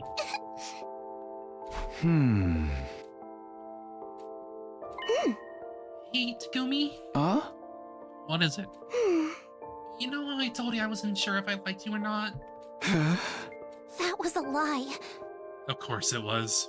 I like you so much, I can't fool myself anymore. Honestly, you've been on my mind ever since I had that dream. Oh, I don't want anyone to take you away. But I know I'm not cute enough. What do you mean? What do you mean? You're like the cutest of the three of them. That's not true. Right, Kurata reverts to her original personality when her mask is off. Does this mean this is how she really feels? Here, it's only a temporary fix, but you'll be able to wear it. Thank you. I'll put the mask on, but her expression seemed sad. Same kind of face a person makes when they're saying goodbye to a longtime friend. Her personality changes when she takes off the mask, but it's not as if it erases the memories of what happens when she has it on. She definitely remembers what she was just saying moments ago. I'll be leaving for now. Yeah, see you tomorrow. It's more awkward than even the raunchiest of movies.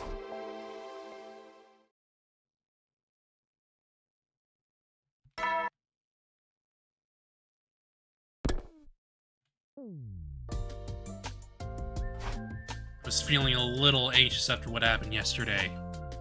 Thought maybe Kura wouldn't even come. Sure enough. Meet again.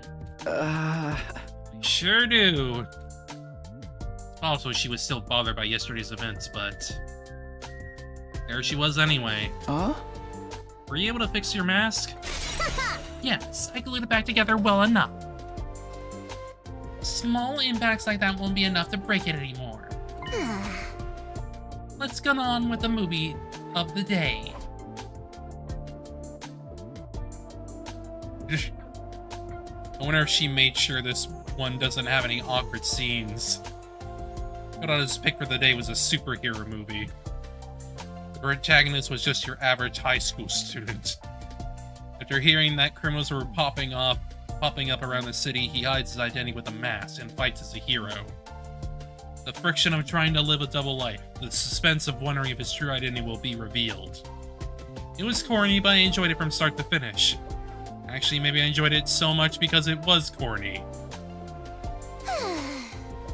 You like this feel-good stuff? Yeah, I'm not great with complicated stuff. I like something you can just have fun with. Enjoyed this one more than usual too, right?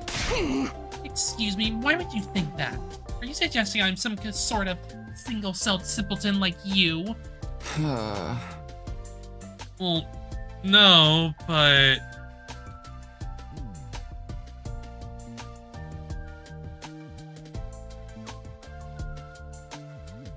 Wait a minute, did she just call me a single-celled simpleton?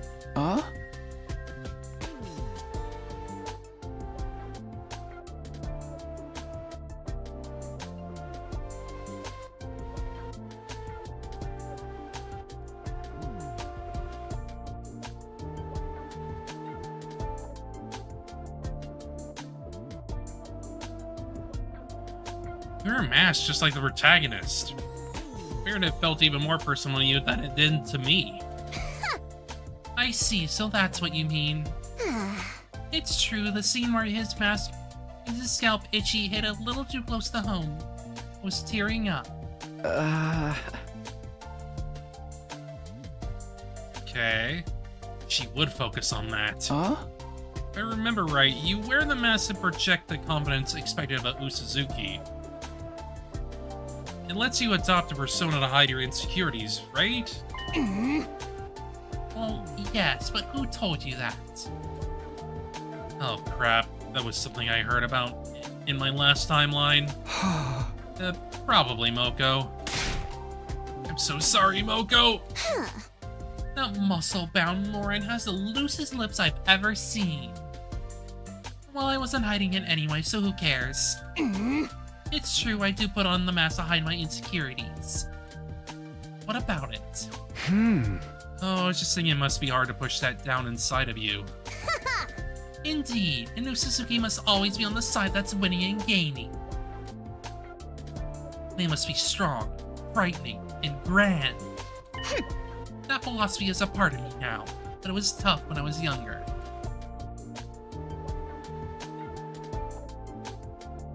I lived my life with this nagging feeling that this isn't the real me. But you absolutely don't need to feel sorry for me. In fact, it's your funeral if you do. Being the daughter of a wealthy family means I never had to worry about money. In some ways, putting in the effort comes easy.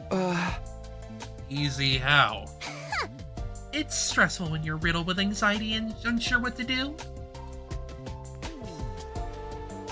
But it was clear what I needed to do. I simply need to follow the path destined for me in order to become a person worthy of the Usuzuki name. My only real obstacle at the time was how much I hated myself when things didn't go how I wanted. I see. I understand what she's getting at. It still strikes me as a little sad. It wouldn't hurt to be your true self in front of us, would it? What are you yapping about? I'm just saying, if it's ever hard or uncomfortable behaving like an Usuzuki, there's no problem if you're the real Kurata when you're with us. I should never do that. Being aware of my place as Usuzuki is what makes me who I am. Telling me to throw that away is like bleaching a panda's spot. It's my whole identity. Well, you don't have to if you don't want to. It's not maybe it'd be easier on you. Enough with your utter nonsense, dribble, and cod swallow. Is it just me or is it hot in here? It feels like a sauna inside my mask. I wonder why. The same as always to me. Oh, then it's not the room that's hot, it's... I'm leaving. Okay. But... thank you. What for? Nothing, goodbye.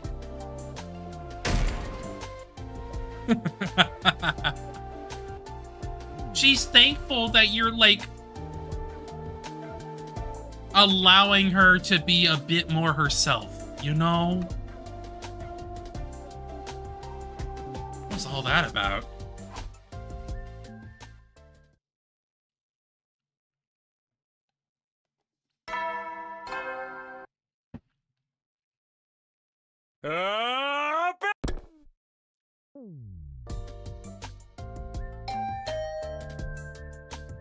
As per usual, when did this become the usual anyway? Kurata came into my room without waiting for me to invite her in. Or that's what I expected to happen, but... Huh? It's me, can I come in? Moko? Of course. Hey! Oh yeah, brother, the Mokester is here. Something wrong? Hey! Didn't Kurata tell you? Today's day 30. What about it? Huh. Gee, she really didn't tell you.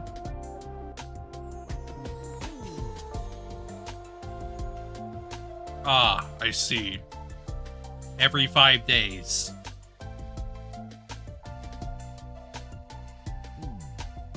I decided that while this game is on, you'll have a meeting with me on every day that's a multiple of 5. A meeting? Yep, I'm gonna interview you about your love life with Kurata and get every last juicy detail out of you. That's your game master. I need to know how things are progressing. I see.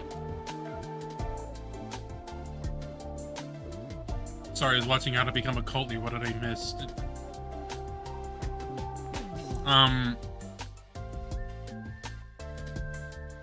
Not really anything. We got Kurata being like a lot more like happy to have someone that like cares about her insecurities and will let her just do what she needs to do. And now we got Moko doing her freaking meeting for every 5 days. If I remember correctly, the whole point of this game is to avoid conflict. It's not unusual to have regular meetings to make sure our relationships aren't being strained. Okay, let's relocate. Huh? Isn't here good a place as any? Oh my god, Digby, you're so naive.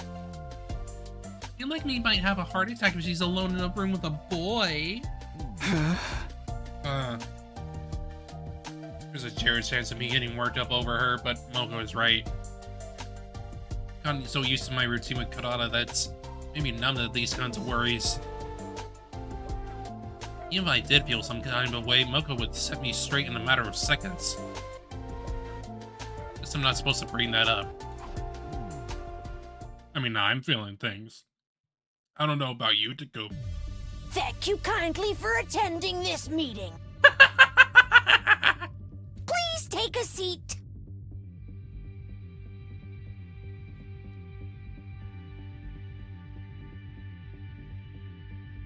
Professor of Love Moko at your service. Pardon me.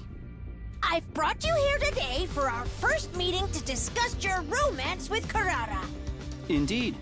I look forward to working with you. Wait, what's with the glasses? Why are we being so formal? That's because it's perfect. It's the perfect CG. You know I love some pageantry. Not really. Ugh.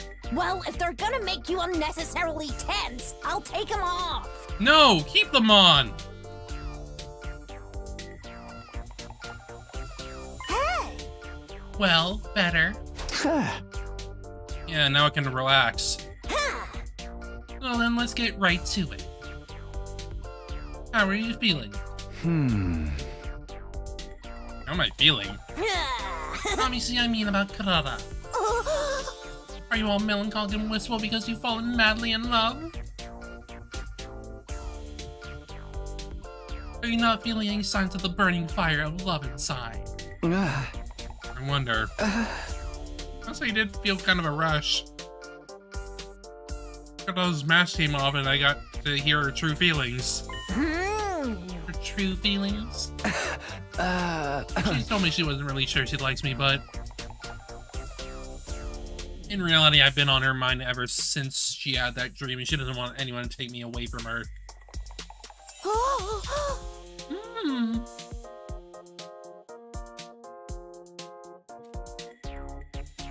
You're right. How could you not feel your heart skip a beat after that? You can feel it. You can feel it, baby. I don't know if that means I like her.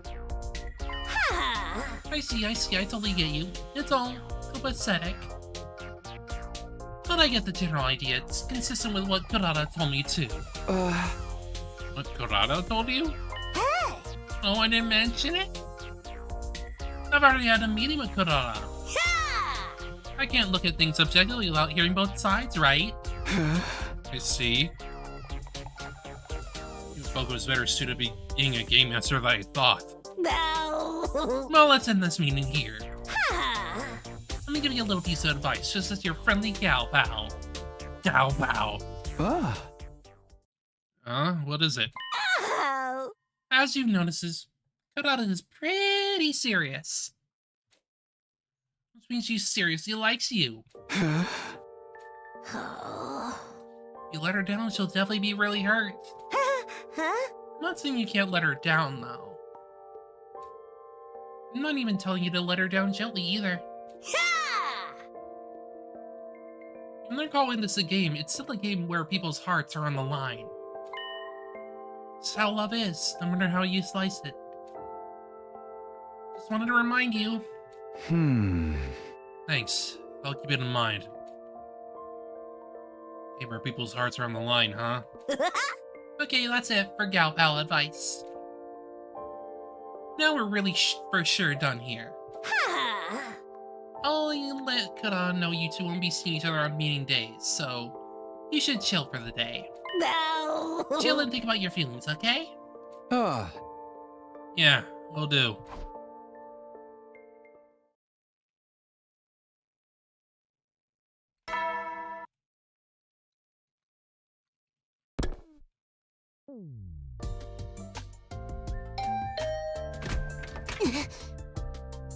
Only been a day since the last saw you, but I feel shy. So it's been way longer. Right.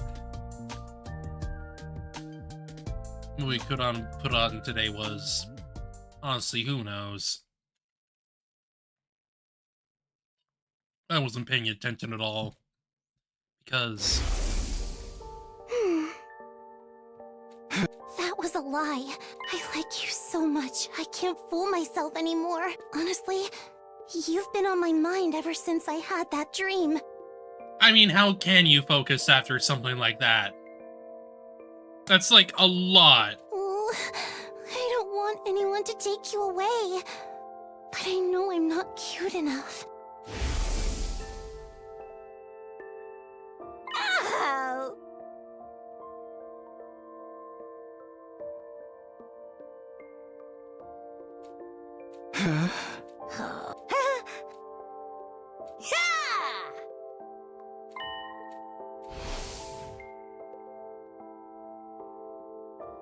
Been thinking about what Mogo said ever since our meeting, but I couldn't find any answers. Do I like Kurata? Could I like her? Will I hurt her? Can I forgive myself if I do? One thing was for certain. I wanted to be sincere with her. The more I thought about being sincere,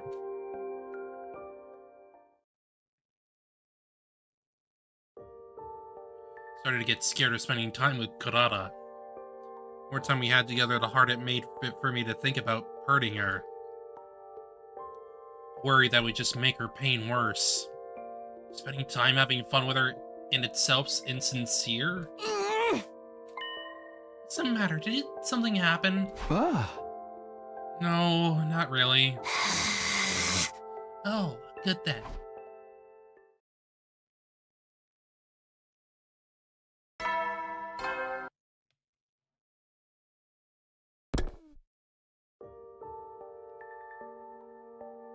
So many days until I decide what happens to my relationship with Kurata. Lately, I've been checking the days left every morning the second I woke up. Main goal is to keep winning our defensive battles and survive these 100 days. Intruder defense mode. I think what I'm gonna do is I'm probably gonna just get through this battle and probably stop there. Because it's like a decent enough spot. It's like the enemy could read my mind. I need to focus solely on the fight now, up the war room.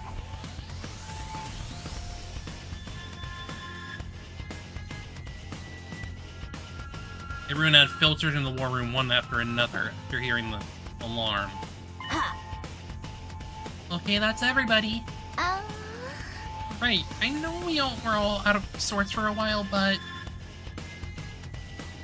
can we all get ahead and say Takumi's team leader again starting today? Well, you managed so well without me. Do you really need me to lead? Apparently I've been appointed team leader on day 4. It's just what I was told anyway. No recollection of it. Turning to be humble, are we? This is your first battle since getting back, so lead us like you mean it. He's right. I don't want to have to think for myself.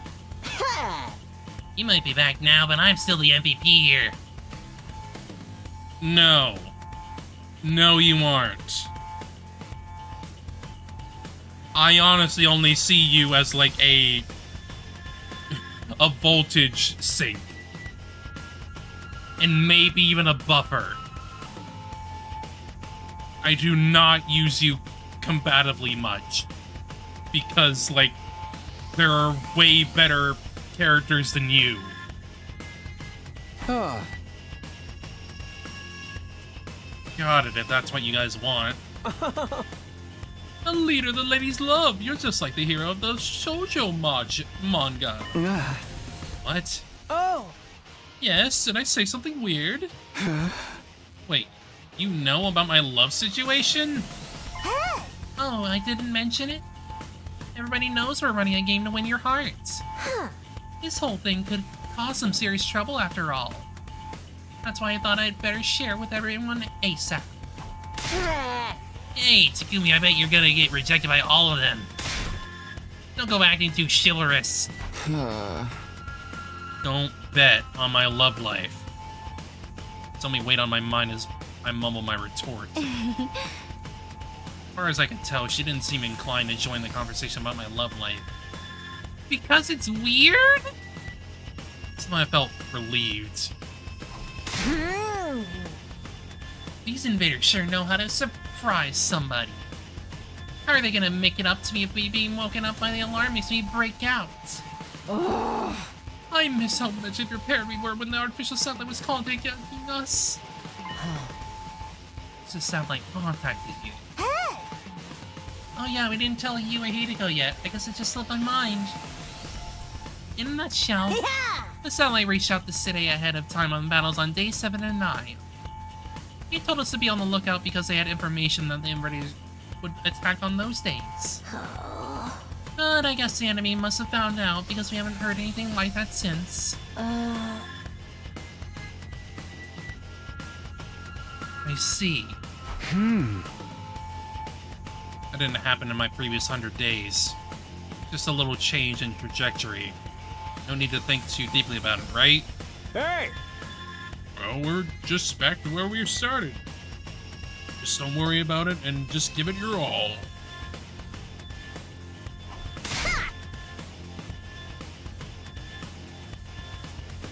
You're right. Now's not the time. Let's beat these invader freaks to a pulp.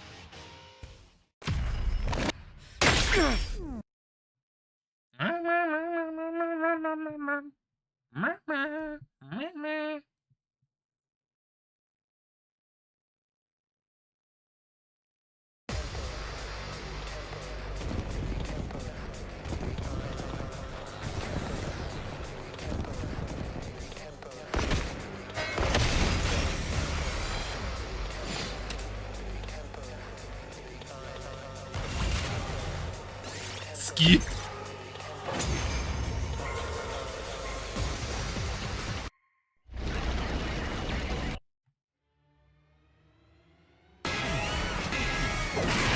Oh, it's just Adamak. I can't believe it. It's just him.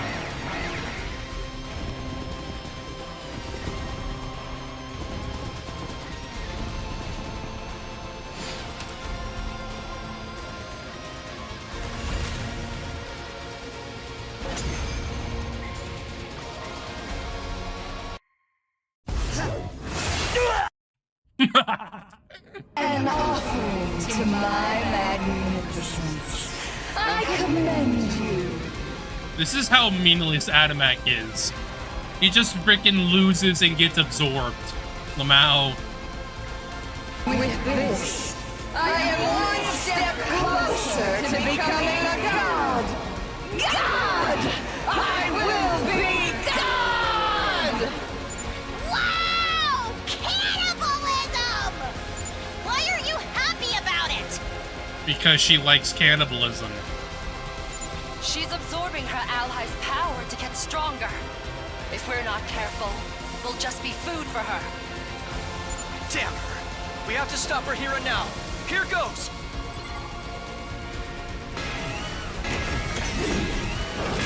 Bow down!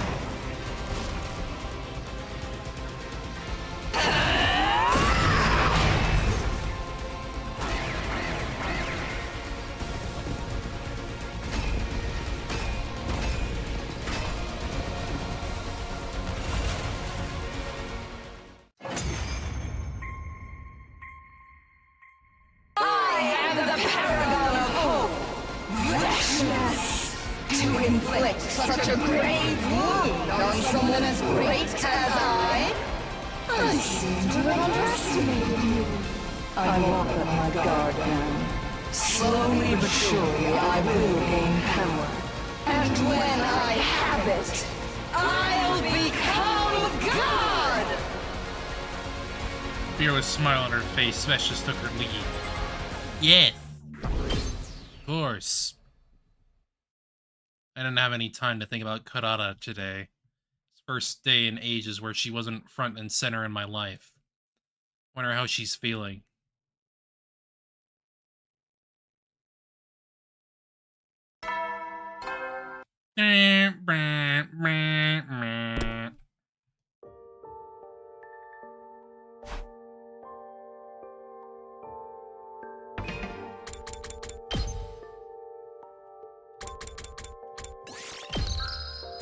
We'll stop it there.